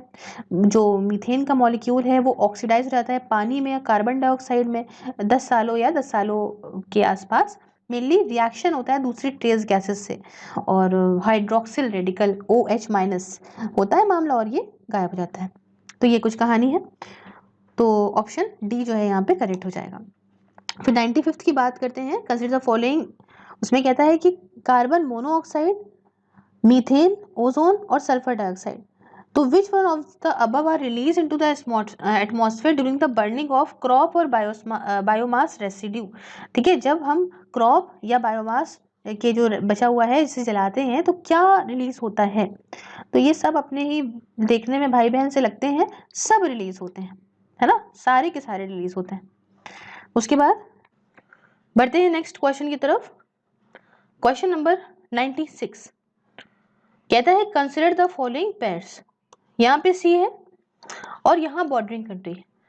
देखिए इस सवाल को करने के लिए आपको पहले ज़रूरी था कि आपने सारा कुछ, जैसे कि ब्लैक सी के अराउंड कौन कौन सी कंट्री आती हैं, कैस्पियन सी के अराउंड, मेडिटेरियन सी के अराउंड, रेड सी के अराउंड, एड्रियाटिक सी के अराउंड, पर्शियन गल्फ के अराउंड, ये सब बहुत ज़रूरी होता है मैपिंग के टाइम पे। तो वैसे ही कुछ एक सवाल था कि एड्रियाटिक सी से क्या कौन सी कंट्री मिल रही है, बॉर्डर कर रही है, क्या अल्बानिया मिलती है क्या भाई? बिल्कुल मिलती है। दूसरा, ब्लैक सी की बात करें तो उससे क्या क्रोशिया मिलती है उससे? नहीं, ये बिल्कुल गलत है। तीसरा देखें, कैस्पियन सी, क्या ये कजाकिस्तान से बॉर्डर बनाता है? तो जी हाँ बिल्कुल बनाता है। चौथी अगर बात करें तो मेडिटेरियन सी क्या मोरक्को से बनाती है? बिल्कुल सही है, बनाती है। और आखिरी में अगर हम बात करें 5वें नंबर की, क्या रेड सी की बॉर्डरिंग होती है सीरिया से? तो कहाँ रेड सी है और कहाँ सीरिया है? नहीं, ऐसा नहीं होता, ये इससे नहीं बनाती। ठीक, तो यहाँ पे क्या करेक्ट देख रहे हैं, 1, 3 एंड 4, इसलिए यहाँ पे बी जो है वो करेक्ट ऑप्शन हो जाता है। अब 97th क्वेश्चन की तरफ बढ़ते हैं। क्वेश्चन कहता है among the following which is the largest exporter of rice in the world in the last 5 years. पिछले 5 सालों में लार्जेस्ट एक्सपोर्टर कौन रहा है चावल का? तो भाई देखो भाई, इसमें से अगर मिला लो तो चाइना, इंडिया, म्यांमार, वियतनाम की बात करें तो इंडिया ही आएगा, क्योंकि अगर यहाँ पे बांग्लादेश ऑप्शन होता तो फिर हम थोड़ा सा भले एक बार कंफ्यूज हो सकते थे, लेकिन इसमें जो है वो यहाँ पे साफ है कि इंडिया जो है वो लार्जेस्ट एक्सपोर्टर रहा है पिछले 5 सालों में राइस का। बढ़ते हैं नेक्स्ट क्वेश्चन की तरफ। Question number 98, consider the following pairs. ये ग्लेशियर है, ये उससे निकली हुई रिवर का नाम है। तो देखो सबसे पहला अगर हम बात करें बंदरपंच, तो क्या वहां से यमुना निकली है? बिल्कुल सही है, ये उसका ग्लेशियर है। बारासिगरी चेनाब रिवर का ग्लेशियर है, बिल्कुल सही है। तीसरा अगर हम बात करें मिलाम की, तो क्या ये मंदाकिनी का ग्लेशियर है? नहीं जनाब, मंदाकिनी ओरिजिनेट होती है छोराबरी ग्लेशियर से, जो कि केदारनाथ के पास है उत्तराखंड में, समझे। फिर सियाचिन जो ग्लेशियर है वो नुब्रा रिवर के लिए है। तो ये अगर मैं बात करूं तो ये भी बात एकदम सही है, और सियाचिन नुब्रा रिवर के लिए ही है। और आखिरी में अगर जेमू की बात करें तो क्या ये मानस रिवर के लिए है? तो ये स्टेटमेंट जो है वो गलत हो जाता है। क्यों? क्योंकि Manas river system as a whole ये भूटान में है, इसमें आपका 3200 किलोमीटर्स का पूरा होगा ये। और मेन स्ट्रीम रिवर मानस की है या घुघरी रिवर की है, जो आपका West Kameng district of Arunachal Pradesh से यहाँ से निकलेगी। जेमू जो है आप जानते हैं सिक्किम में है, तो ये तो कोई मतलब ही नहीं बनता। इसलिए करेक्ट आंसर यहाँ पे ए होगा, दैट इज 1, 2 एंड 4। फाइन। अब 99th क्वेश्चन की तरफ बढ़ दिया जाए। क्वेश्चन कहता है in India the use of carbofuran, methyl parathion, phorate and triazophos is viewed with apprehension these chemicals are used for. किस चीज के लिए इन केमिकल्स का यूज किया जाता है? तो इसको पेस्टिसाइड्स इन एग्रीकल्चर के लिए यूज किया जाता है। समझे? तो अगर कार्बोफ्यूरन की बात करें ना, तो ये मोस्ट टॉक्सिक कार्बामेट पेस्टिसाइड है। अब 100th और लास्ट क्वेश्चन की बात करते हैं। तो इसमें भी थोड़ा सा ट्विस्ट वही वाला ही है कि यूपीएससी ने इसका आंसर अलग बताया है और बहुत सारे कोचिंग इंस्टीट्यूट ने उस समय जो किया था वो अलग बताया था। फिलहाल हम यहाँ पे समझते हैं क्या है एक्सप्लेनेशन। देखो, पहले समझो स्टेटमेंट्स क्या है कि under the Ramsar convention it is mandatory on the part of the government of India to protect and conserve all wetlands in the territory of India. तो ये पार्ट ऑफ इंडिया का है कि भाई सारी प्रोटेक्ट करे सारी टेरिटरीज वगैरह को इंडिया के अंदर। तो देखो भाई, ऐसी कोई बाइंडिंग प्रोविजन है नहीं, ठीक है, ऐसा कुछ नहीं लिखा है कि यहाँ पे यही ही करेंगी, तो ये तो ऐसे ही गलत समझ लो। दूसरा कहता है कि wetlands conservation and management rules 2010 were framed by the government of India based on recommendation of Ramsar Convention। अब यहाँ पे देखिए यूपीएससी ने इस स्टेटमेंट को इसको गलत कहा है, बट इसके एक्सप्लेनेशन में बहुत सारी इंस्टीट्यूट्स ने इसको सही कहा था कि क्लॉज 3 जो 2010 के रूल्स का है प्रोटेक्टेड वेटलैंड का, उनके बेसिस पे बात है। लेकिन यूपीएससी ने इसको गलत बोला है और सिर्फ थर्ड को सही बोला है। The wetlands conservation and management rules 2010 also encompass the drainage area और catchment regions of the wetlands as determined by the authority. तो ये बात एकदम सही। तो यूपीएससी की जो आंसर की निकली उसके हिसाब से ये सी वाला मतलब 3 ओनली को उन्होंने करेक्ट जो है बोला है। तो ये हमने यहाँ पे कुछ एक्सप्लेन कर दिया सब कुछ। और आप मुझे बताइएगा, 3 साल के तो हमने कर ही दिए हैं, कोशिश रहेगी कि मैं 4 से 5 साल के तो एटलीस्ट कर ही दूँ, ताकि बिल्कुल वन स्टॉप डेस्टिनेशन बन जाए यूपीएससी के लिए सिर्फ आईएएस। ओके, तो हम क्या करते हैं कि यहीं पे ही समाप्त करते हैं इसको। वीडियो अच्छा लगा तो लाइक शेयर सब्सक्राइब जरूर करिएगा। Till then take care, have a nice day.